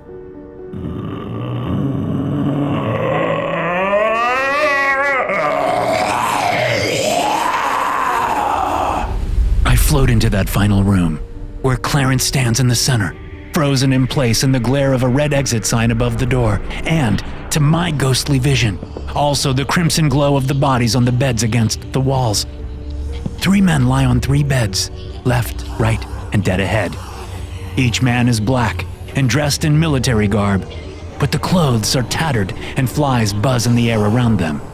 Straps are tight about their ankles, hips, wrists, and shoulders, tying them to the mattresses, which I now see are soaked in black liquid. The men, the soldiers, all eyes are red and bulging, their heads turned to stare at the boy in their midst. Their mouths are gaped and drooling, wide open like wounds in their ashen faces. They have been dead for some time, I realize, but just like Clarence on the porch, no ghost has been allowed to emerge. No longer alive, but not dead either. Dad? Clarence takes another step toward the bed straight ahead of us, and the creature tied down upon it. His father is still, except for the tongue, which reaches wetly from his mouth, wriggling like a fat worm. On the other 2 beds, the men begin to grunt again, seizing and snarling and writhing in their restraints. I'll get you out of here.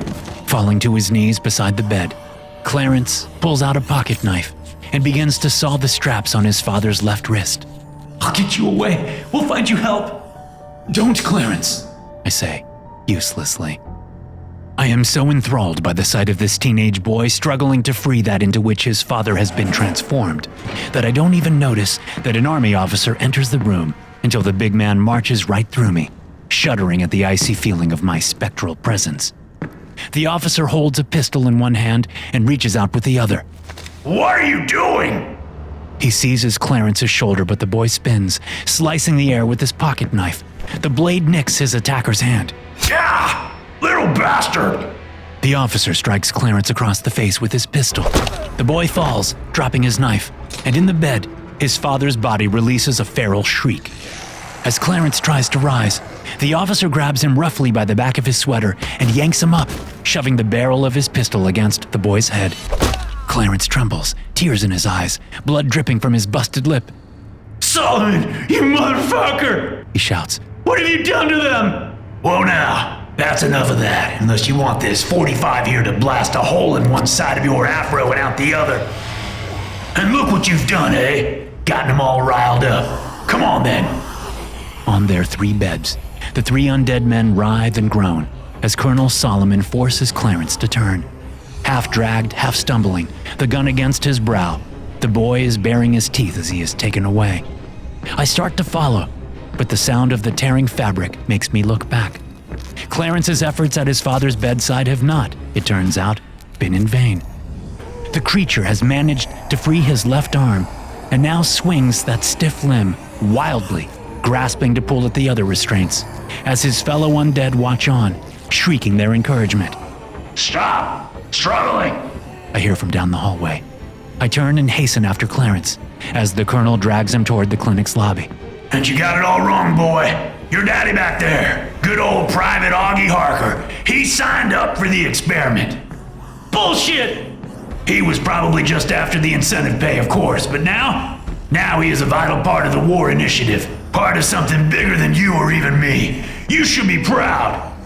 Kicking open the glass front doors, the colonel drags the boy back out into the moonlight.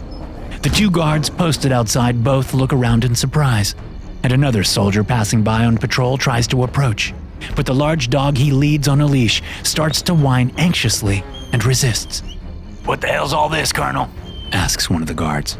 Augie Harker's boy. I was just telling him about the program. The officer responds, shoving Clarence onto his knees on the pavement, aiming the gun at the back of his head, then leaning down to whisper. You see, boy, We got plans, big plans, once we finish off the Viet Cong. We're already striking Laos and Cambodia, and Korea's next. Then it's on to China. And once the Orientals are handled, the USSR, the Middle East, Latin America, all lucky future recipients of American democracy. But to accomplish that, we'll need a military force like the world has never known. From the building behind us, the inhuman cries rise up, rattling the glass panels on the door and making the dog yip and strain on its leash. Colonel Solomon grins. American warriors, driven by patriotism, fueled by the hunger. And now, they keep on fighting, even after they die. They don't sleep, they don't age, they don't rot. They see in the dark and can go months without a meal. They are the perfect weapons, the perfect slaves. You're all fucking crazy. Spits Clarence. You're monsters. Clarence! Screams a voice from the darkness, and Mrs. Harker approaches at a furious pace, dressed in her wool coat and house shoes. What are you all? Oh, Lord. Colonel Solomon, sir. This is a misunderstanding, I'm sure. There's no need for violence. Well, a family reunion. How touching. Evening, Miss Gladys. Sorry you caught us at an awkward moment with your boy here. The guards exchange a chuckle. As for what to do with you meddling Harkers now, well, it has just occurred to me that we haven't tried the stuff on women or kids yet. That might lead to some interesting data for the doctors. He jabs the pistol at Clarence's head as one of the guards holds up his rifle to aim at Gladys. Wait! Oh, Lord, please don't! She pleads, raising both hands into the air. Solomon sniffs a laugh. No need to fret, miss. This ain't the end. See, we'll have your boy here fighting in battlefields for the next century. As for yourself, well, there'll always be a need for scrubbing toilets, won't there? The colonel's lips curl in a sneering grin. The glass doors of the clinic explode out as a body lunges through them and tackles the colonel to the ground. Solomon lands on top of Clarence, gasping and flailing, as Augie Harker's bulging red eyes burn in the night, and he whips his head to bite down again and again, tearing out chunks of bloody meat. Whoa! Get him off me! The colonel shrieks, trying to roll and push Clarence in between him and the attacker. The guards spin to help, raising their weapons, but two more figures rush drunkenly from the building, groaning and snarling, and they aim at the newcomers instead. The guns roar. Bullets rip through the oncoming creatures, but fail to slow them down, and soon the guards are flat on their backs with the undead soldiers on top of them, beating with fists and tearing with teeth. The last soldier draws his weapon, but his dog darts suddenly off, breaking free from its leash and running down the lane, and after a moment's consideration, the soldier follows the dog, screaming as he flees. Gladys is crouched and shivering, hands clapped over her mouth, watching as her husband seizes the colonel's head from behind, squeezes, and slams it down into the pavement, smashing in the skull. As the creature begins to greedily devour the glistening brains within, Clarence wriggles out on his elbows from beneath the weight of the dead officer and the undead private. Oh, thank you, Jesus! Gladys gasps as Clarence gets shakily to his feet. His face is filthy and his teeth chatter. I don't think he meant to do that, Mama. Men are shouting from around the base now. Boots are running, spotlights swinging. Gladys looks around in terror. Then, spotting the colonel's fallen pistol on the ground, she snatches it up and shoves it into her jacket pocket. We gotta go, baby, she says, motioning for Clarence to hurry. He sniffs. Dad, he didn't mean to. At first, his mother doesn't understand. She looks over at where the trio of undead are feasting upon the brain tissue of their prey, then back at her son. Trembling, Clarence holds up his right arm. The sleeve is torn, revealing the double curves of puncture marks from human teeth. Gladys exhales. We gotta go now, baby. We gotta go. I begin to float upward, letting the vision fade, as the mother leads her injured son through the darkness, and more soldiers surge toward Clinic Z, opening fire upon those poor souls gathered there, feeding. I hear the engine of Mrs. Harker's vehicle boot up, and the tires squeal as she speeds from the parking lot to the main gate, smashes through the parking gate, and tears down the road, on its long journey through the night, A journey that will end on the front porch of the old house. Back in the present, I let out a long sigh.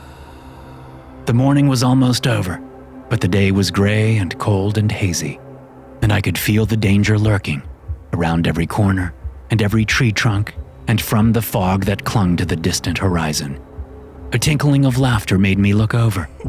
Abby's ghost was floating beside Clarence, who had finished his meal and was sitting upright, stiff and ghoulish, his skin blue-gray and bulging eyes fixed upon the phantom girl before him.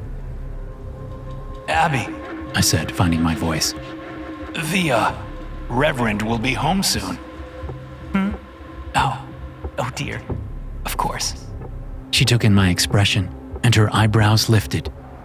Did you already do it then, Joe? Did you find out what happened? Yes, I know what happened, though I wouldn't say I understand it entirely. But is Clarence safe? What do we do now?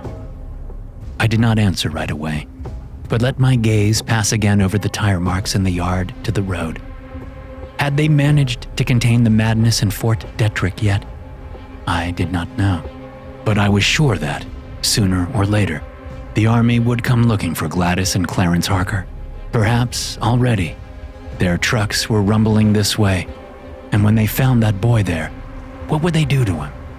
Several possibilities crossed my mind, each darker than the last. And if we didn't act fast, the local authorities would be called as soon as the church service was over and the reverend returned. I exhaled and sunk down into the porch, drifting to look at Clarence eye to eye. Hello, Clarence, I said. I am so very sorry about what happened to your mother and father. It's just, I must be sure. Can you understand me, young man? For a long moment, he did not move. His breath came in hollow wheezes. A bit of wet brain fell from his chin onto his lap. Then, muscles creaking, his head dipped forward, paused, and came up again. Good. That's good. And can you tell me, do you think you could help us to move your mother's body and some other things? We have to hide the evidence of what's happened here. Again, the teenage corpse nodded stiffly and made a little noise in his throat. Thank you, Clarence, said Abby, the light returning to her eyes. And was it just the morning sunlight, or did a bit of golden flush come into her translucent cheeks as she smiled at him? We'll help you now, I promise. We'll make sure you're safe, won't we, Joe? I looked at her, considering the momentous task at hand. I reckon it's not possible, I said, then glanced down and noticed, for the first time, that Abby's right hand was resting upon the knee of Clarence Harker's undead body, and where the phantom fingers pressed against his physical form, a gentle purple light did glow, steady and warm. I smiled. But when did something being impossible ever stop us, eh, Abby? She beamed, then turned back to Clarence. I told you, Clarence. We'll get you through this, together. And then, who knows, maybe you'll find a reason to stay.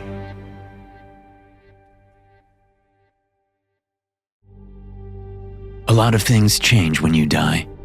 All the myriad of processes at which your body has persisted ceaselessly since forming in your mother's womb, they end. And though in life you barely took notice of the inflation of your lungs or the pounding of your heart, not to mention the measured division of your cells or the tireless efforts of a billion trillion little proteins, each carrying out its infinitesimal task on your behalf, when all this fades and you are left alone, without organs, without mass, less than flame or smoke or starlight, just a creature of dream. Then all at once, you experience a profound feeling of appreciation that any of it ever happened at all. Life. What a miraculous thing it was. And when it's gone, and there is still a you at all, it makes you wonder, how? After all, If you were never really made of cells, then what are you made of? The answer, it turns out, is desire. From eternal darkness, the cosmos wished itself into being. Stars willed themselves to shine, and later, life. Life yearned itself awake and aware, and into me and to you, and to everything that walks or crawls or swims or grows. We are woven of desire. And when our mortal bodies perish, all the unsatiated yearnings of our being, all the cravings and passions and desperate hungers, the need to be warm and safe, to see and be seen, to know and to love and to be loved, they remain. In life, Abigail Alyssa von Goththingberg had wanted to be held and be kissed and to feel another's hand in hers. But then she died, and the chance of fulfilling these desires died with her. And that, my friends, is unfair. Or at least, it would have been, had events not transpired to give her story, the story whose conclusion we now find ourselves nearing, a final chapter, and scenes which transform the genre of her tale from one of tragic horror to a bittersweet romance with a happy ending.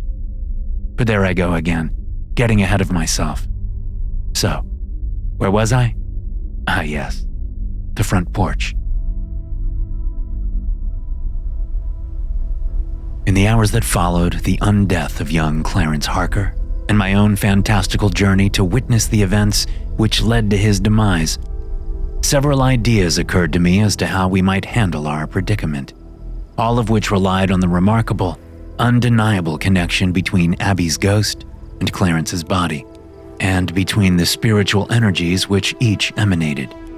By some miracle, a word I do not use lightly, the violent fire of the boy's infection and the pure blue light of Abby's spirit combined to create something new, a dazzling thing, soft as velvet, yet strong as crucible steel.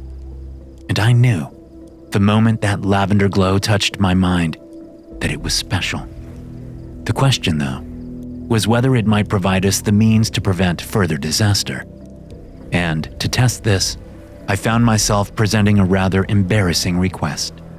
Clarence, see, was attempting to drag his mother's corpse toward the porch steps, but his movements were slow, stiff, and awkward, and it was clear the undead boy was struggling to handle the emotional weight as well. That's right, Clarence. Good. Abby told him kindly, floating by his side, though in truth, the body had hardly shifted, and time was running short. I had actually tried to offer a helping hand myself, gently reaching to guide the boy's elbow, though of course my ghostly fingers merely drifted through his flesh and bones and out the other side, as I knew they would. Abby, dear, I said. perhaps you could, provide more than your encouraging words. She looked over at me. What do you mean? Oh, just guide his hands a bit. You know, take his hand in yours and... At this suggestion, her ghostly eyes widened, and her cheeks turned a paler shade of translucent. After a moment, she swallowed and turned back to him. Oh, well, would that be all right with you, Clarence? I mean, would you mind it very much if you and I were to hold hands? Clarence cocked his head curiously, his jaw loose and drooling. It's okay if you don't want to, or... He raised his right arm stiffly toward her, his hand outstretched, his fingers parted. Abby stared at the hand, then took in a shaky breath and slowly lifted her own. Their fingers touched, and the astral luminance of her spirit's surface slipped across his bruised and bloodied skin, over his swollen knuckles, then down and around his palm, curling snugly into place as his hand remained rigid. Abby quivered and closed her eyes. Oh, I am sorry. I don't know what's come over me. I don't mean to cry or to smile. This is a terrible time for you, Clarence. I know. It's just...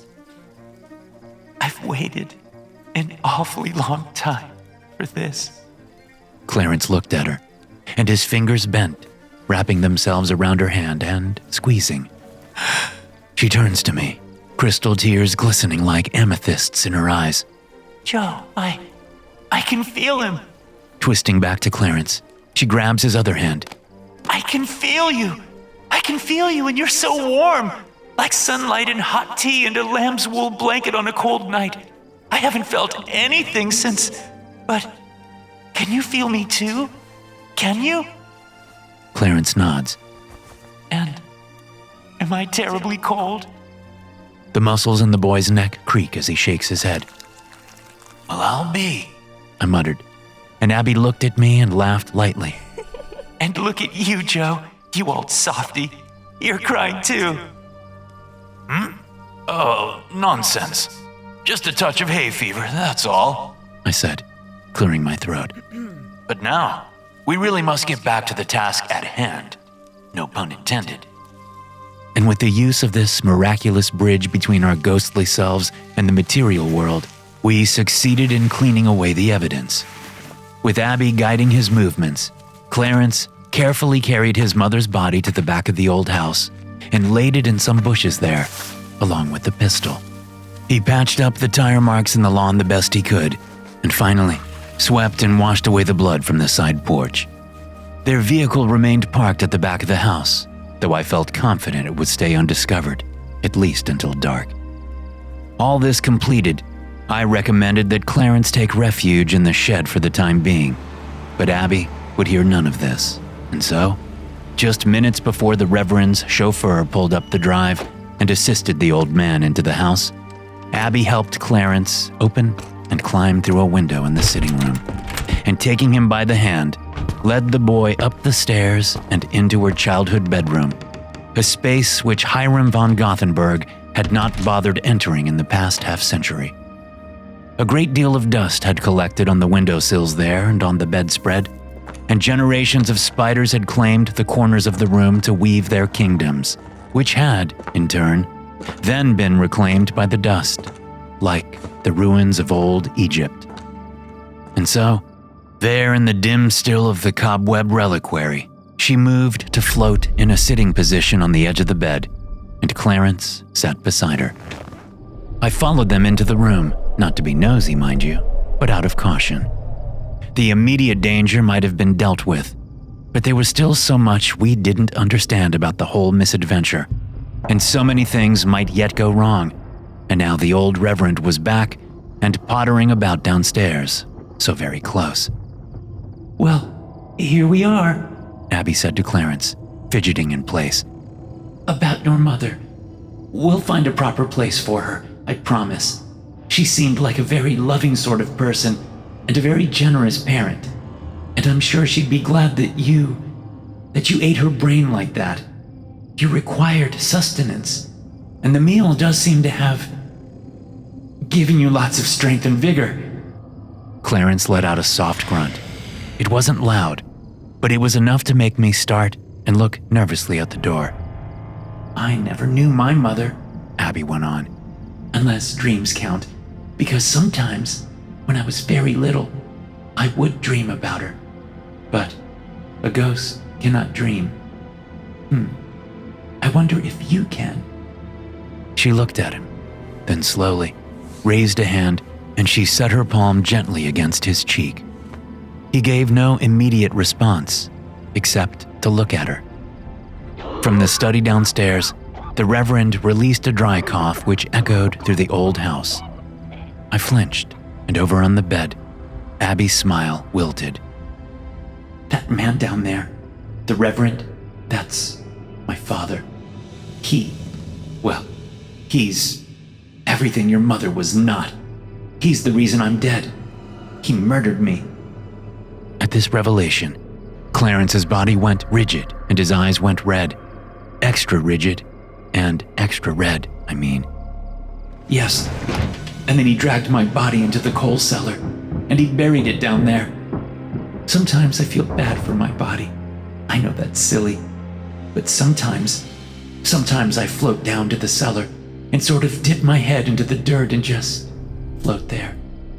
and I look at myself, and I watch myself change. Worms have eaten all the soft parts, but my hair is still there, and my teeth and my bones, and some bits of clothing. There's no brains though, I'm sorry to say. Otherwise, I'd gladly offer them to you. I cracked a smile at that, because it wasn't a joke. It was just Abby's way. The day after I was killed was my birthday, and my friends came to the house because they were worried about me, because I hadn't gone to school and we were planning a party for that night. So they came and they knocked on the door for a long time, but no one was home except us ghosts. I could see them, but... well, in the end, I guess they figured that I had gone off to Missouri with my father on church business. And when he came back, that's the story he told everyone too. I heard him telling some people on the porch, only he claimed that I had decided to stay in St. Louis with his sister. I don't even know if my father had a sister. I never met any aunt. And then the next year, the Spanish flu came through, and so many people died. Oh, it was ever so loud. All that ghostly shrieking. Awful. Well, then my father told everyone that he had received a letter that I had caught the flu and died. So, that was that. And no one ever questioned him. And I don't know if my friends ever grieved for me and missed me, or just moved on, or what. I could go and look for them, I suppose, but something's always sort of kept me here. Maybe it's the cats. As Abby told her afterlife story, the ghost of Buttons sauntered casually through the floorboards and flopped in the air just above Abby's lap. She smiled at the cat, but then a troubled look came into her eyes. Clarence, are there people who are missing you right now? Friends or other family? Or a dog or cat or anything? He exhaled and shook his head stiffly. There's a sort of sadness in your eyes. I can see it. Across the room, I could not, but I was sure she was right. He had been through a lot, that boy. Here. She took him gently by the elbows and helped him lay back atop the bedspread. There. We can just rest. And look, Buttons is chasing flies. Poor thing. Even if she manages to catch one, her paws pass right through them. They lay there, side by side, with the ghost cat zipping about above them. I was rather busy that week, on the days and nights leading up to what would have been Abby's 66th birthday, or, more truthfully, the sweet 16 she never got, which had been stolen from her. Late on that Sunday night, Clarence sneaked out the window and, with Abby's assistance and my instructions, dragged his mother's vehicle down the road to the edge of a large pond, then pushed it down the embankment and into the chilly brown water, where it sank from sight. I spent most of Monday hovering in the sitting room, up by the corner, trying to think up the best plan to deal with our dilemma, while from Abby's bedroom upstairs, her melodic voice spoke to Clarence, and sometimes giggled, and sometimes sang, and sometimes went very quiet. And then, on Tuesday evening, everything nearly fell apart. I was floating down in the coal cellar, thinking hard, when I heard Abby release a great burst of laughter from 2 stories above. It was good to hear her laugh again, so gaily and bright, just like she had done when she was tiny, in the hours when the Reverend was not home and she could run about with the cats and make her little paper cutouts and sing German hymns. But then I heard something else. Footsteps, heavy and awkward, creaking the floorboards. And they were not the footsteps of Hiram von Goththingberg, who I knew was then writing a sermon in his study. I tensed up. The study was directly below Abby's bedroom, where the footsteps would be loud indeed. The only consolation was that the Reverend was rather deaf by then, along being a little blind and more than a little daft.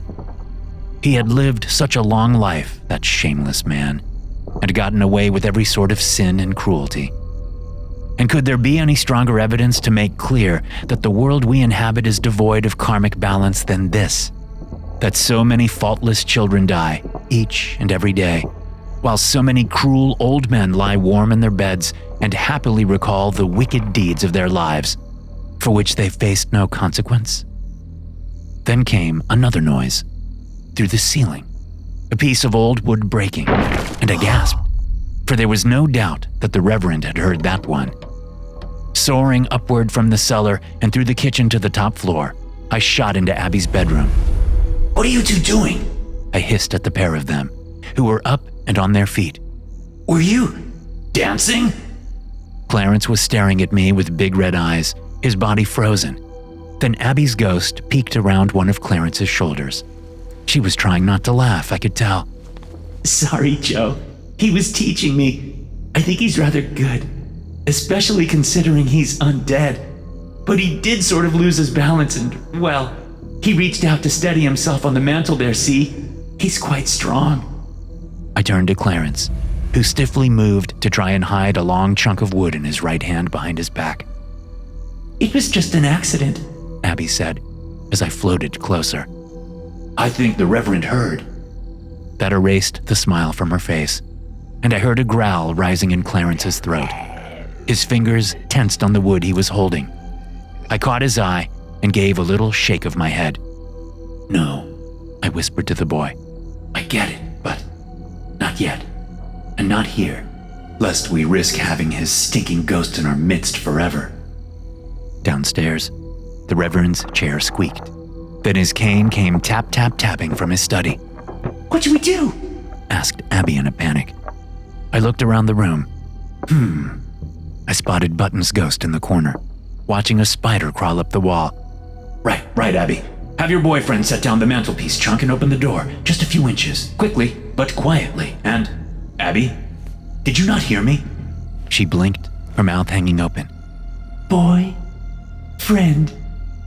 Oh, bother. Quickly, please. Shaking herself, she dashed to grab Clarence's hand and had him set down the wood, then pulled him by herself over to the door, and did as requested. Hiram's cane was tapping up to the bottom stair now. Pursing my lips, I let out a shrill ghost whistle, which startled Buttons and sent him launching up and flying right through the ceiling. But I was not summoning any ghost cat, and sure enough, a few seconds later, as the tap-tap-tap of Hiram's cane ascended the stairs, the round, curious, fuzzy orange face of Mozart appeared in the doorway.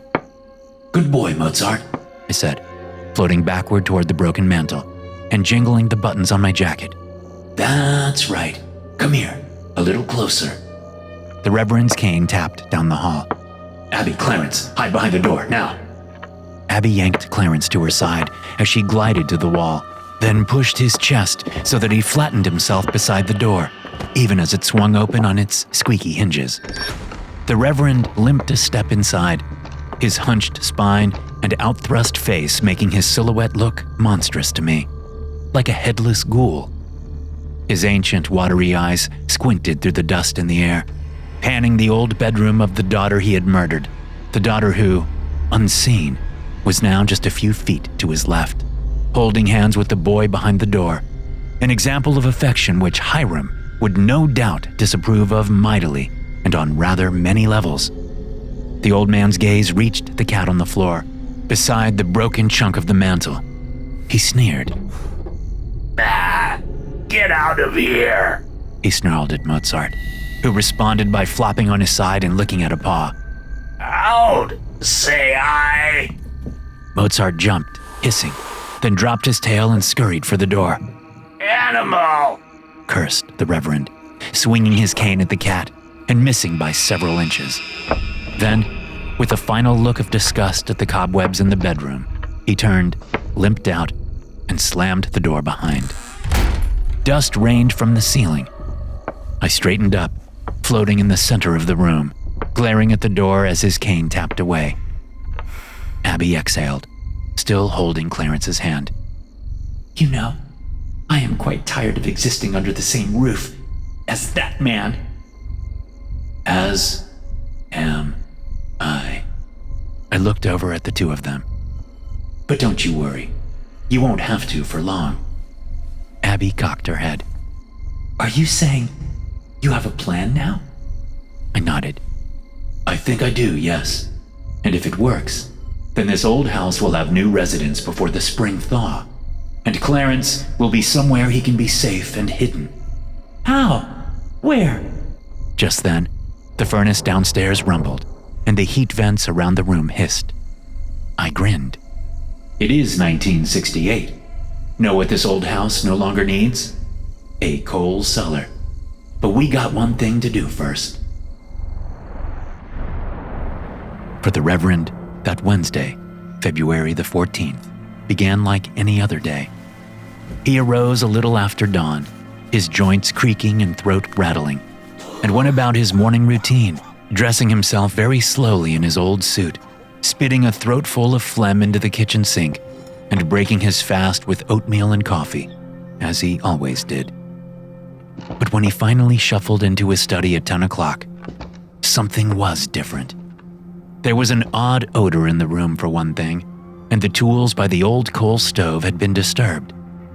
Bah! That cat smells as if it's killed something.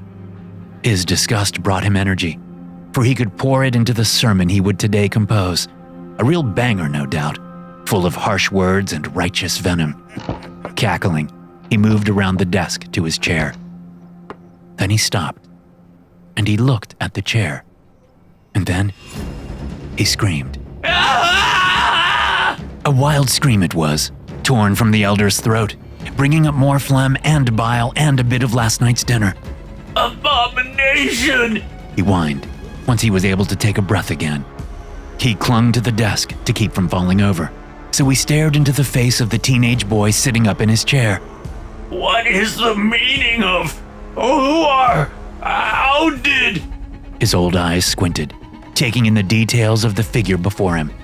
The dark bite mark on one arm, the unnatural stiffness of the body, the bulging red eyes, the brown skin. I'm being robbed! Help! Help! The undead teenager sighed. No, it's not a robbery.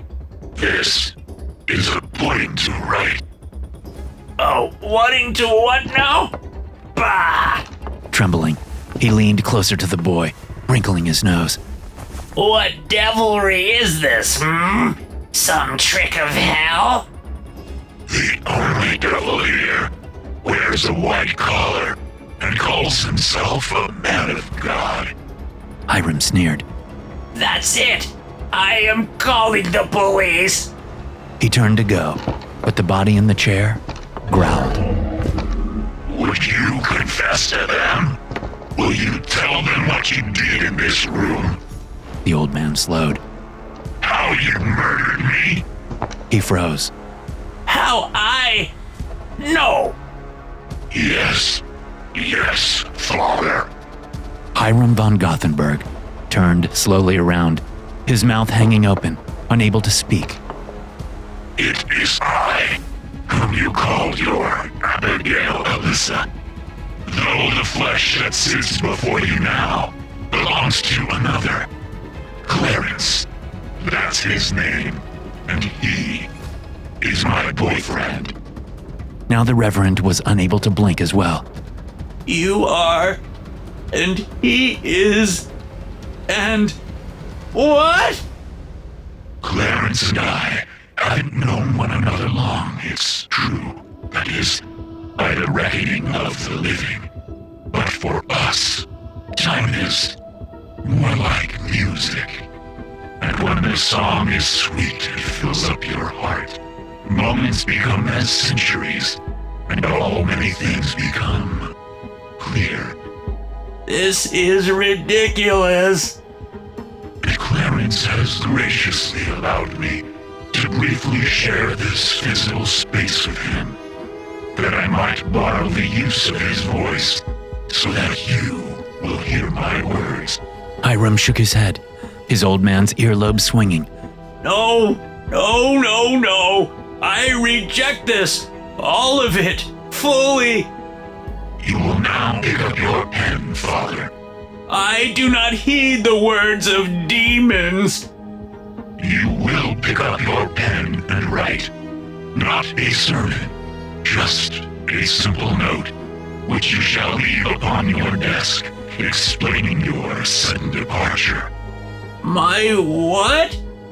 This old house, you will say, is to be left to the church, not for use by the next reverend, but rather for a family in need within the community, so that for once there will be light and laughter in these walls, and have them tune the piano. I will write no such nonsense. You will explain that you have moved to St. Louis to live out your final days with your sister there. I don't have a... He blinked, then curled his old fingers in fists and narrowed his eyes. You really are Abigail Alyssa, aren't you? It seems at last the outer shell reveals the wickedness within. So, tell me, you dark dog, why would I do any of this? From behind the desk, the undead teenager lifted something up, held in a fist, a fire poker. Recognize it? What do you think it will do to your head when we strike? Do you think you'll die right away? Or will you bleed out on the floor, as I did, awake and aware, and so very afraid? The elderly preacher began to tremble, icy hatred in his eyes. Or have you faith that an angel of the Lord will intervene and catch the weapon midair to spare a pious pastor? The boy in his chair was saved by a miracle. So how about you? Are you worthy of a miracle, Hiram? Or not? The Reverend hunched forward, shoulders rounded, and chewing on the phlegm in his mouth, picked up his pen. There, He said bitterly a few minutes later. I wrote your little lie. Now what precisely do you... He did not speak again, because Clarence's left hand darted forward, seizing the Reverend by his frail jaw. Standing, Clarence turned and trudged across the room, dragging the old man and dropping the fire poker to the floor. The Reverend gagged on the fingers in his mouth, which were pressed tightly into the flesh beneath his tongue, with the thumb hooked underneath. His feet kicked at the floorboards in a feeble protest as he was pulled into the front hall, then out the front door, and into the cold breeze outside. Clarence came to stop on the porch, sighing as the wind washed across his skin. He gazed through his bulging red eyes out across the yard and over the empty road to the frosty field beyond, all the way to the misty horizon. Then from his body, Abby's ghost detached, floating to the space beside him. Thank you, She said to Clarence. He nodded to her, still clutching the jaw of the Reverend von Goththingberg in his left hand. Then he adjusted his stance. Jerking around his right hand to grab the Reverend's belt, Clarence tensed the undead muscles in his arms and legs and core, and growled. Leaning back, Clarence spread his arms and stretched the Reverend so that the bastard's spine unfurled in a popping of vertebrae, and every pain receptor in his wrinkled flesh went lightning hot. And then, with a fiery grunt, the boy spun on his heels and hurled the elder's broken body high into the air, a flailing silhouette against the gray clouds. As it soared across the street, Clarence turned to Abby, and raising one hand to his chest, he held it out and tapped a finger on the glowing tip of Abby's nose. A golden flush appeared on her ghostly cheeks. I love you too. I watched as the Reverend's body tumbled into the field with a distant thud and disappeared from view in a cloud of dust. Will you look at that? I said, grinning as dust dispersed. It seems there is a smidge of justice in the cosmos after all. May that old sinner haunt the rusted gears of the tractor that chews up his stinking flesh come spring. And may we never speak or think of him again. I nodded. Well, I don't know about you, Abby, but I almost feel like celebrating. And it is February 14th, so... I started to turn to face the teens. Happy Oh my. Abby's ghost was stretched up on her tiptoes, her hands around Clarence's neck, her gossamer hair loose and her eyes closed, and her lips sealed against his deathless mouth. He held her close. Right. Well, a happy Valentine's Day, then, to you both. I averted my gaze as I turned back into the house and left them to it. There was still a lot of work to be done, and though Clarence was strong and had no need of rest, it still took until the following week for the project to reach its completion. The remains of poor Mrs. Gladys Harker, hitherto hidden in the bushes, were again carried by her son, this time to the coal cellar, and there buried beside the bones of Miss Abigail Alyssa. Then, inside the old house, the cellar door in the back of the pantry was covered up in drywall, and a shelf was shoved before the wall there. Finally, the cellar's outer door, through which coal was once deposited for storage, was likewise sealed, using spare bricks from the shed and mortar, and made to blend in with that part of the home's exterior. For this final step, Clarence stayed inside the little cellar, caging himself in, as it were, in the dark. But don't worry. There was just room for a mattress and a quilt down there, and the walls were decorated with many pretty paper cutouts. And, of course, he would not be alone. Abby floated up and found me in the front hall, where I was playing with Mozart, jingling my coat buttons above the piano. It's done, she said. Good. He'll be safe down there. You both will. I know. Cozy, too. And the cats have already found a way down through the crawl space. They keep bringing Clarence mice to eat. She moved up beside me, watching as Mozart got bored of the piano and hopped onto the piano stool instead. I need to thank you, Joe, for all you've done for us. I shrugged. It was no bother, and I was always a sucker for a worthy cause. No, she retorted. It was special, what you did for me, what you've always done for me. You didn't have to do it, and it makes me wonder. See, you've still never told your story. Ah, that. Well, my story is of little interest to. It is of interest to me. And after all this, I worry that... Joe, are you like I was? Forever longing for a love you never had in life?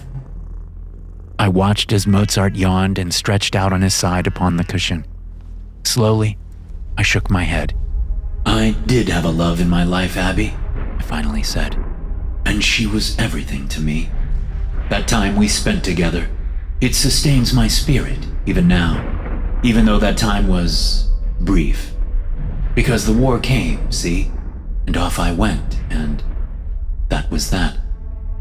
Abby's brow furrowed. You were killed in battle? But you said you died here, over in the drawing room. That's right, yes. And my death, like my life, was not any grand tale. I was injured in battle, way out in Maryland. But I survived, and started to regain my strength. I wrote letters home then to my young bride, promising to be back in Sandusky soon.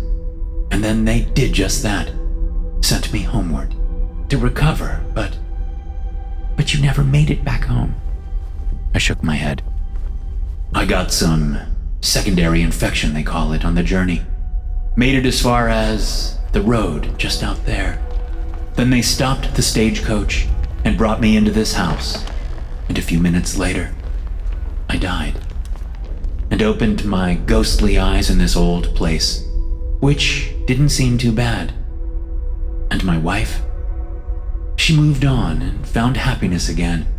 Of that I've always been certain. And I had lived a good life, yes. So I was content.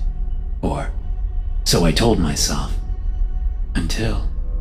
My eyes tingled, the worlds of atoms and of spirits around us blurring in my vision. I looked at Abby, my perfect Abby, and I said, if I'm being honest, my one regret, for which I longed for but thought impossible, was to be a father. To be there when a little one comes into the world, and to watch her grow. And then when times are hard, to be there to comfort her if I can, and maybe even teach her a thing or two. She looked back at me, her blue eyes glimmering. And mostly to just spend time together, to get to know her, and witness the pure light of her smile and to become so damn proud of that girl that my heart is fit to burst. Joe! And then, when she is ready, to see her married to a fine young man and know that she will be safe and happy. Now, wouldn't that be something? We floated there, in the old house, tears on our smiling faces. You are my miracle, Abby. Below us, sleepy Mozart slipped over the edge of the bench and fell to the floor. And now you are leaving, aren't you? You're leaving the old house. I nodded. Yes, I think it's time. Where will you go? Oh, I don't rightly know. Lot of choices out there. Somewhere peaceful, I guess. Maybe I'll just haunt the moon for a spell. Might be nice. She smiled at me. I winked and tipped my cap. And then, as I hovered there, a phantom, an echo, Abby floated slowly toward me. And somehow I cannot explain, she laid a kiss upon my cheek, and I felt it. Then she sank through the floor out of sight and retreated into the perfect, cozy dark of the sealed little chamber below, where Clarence was waiting for her.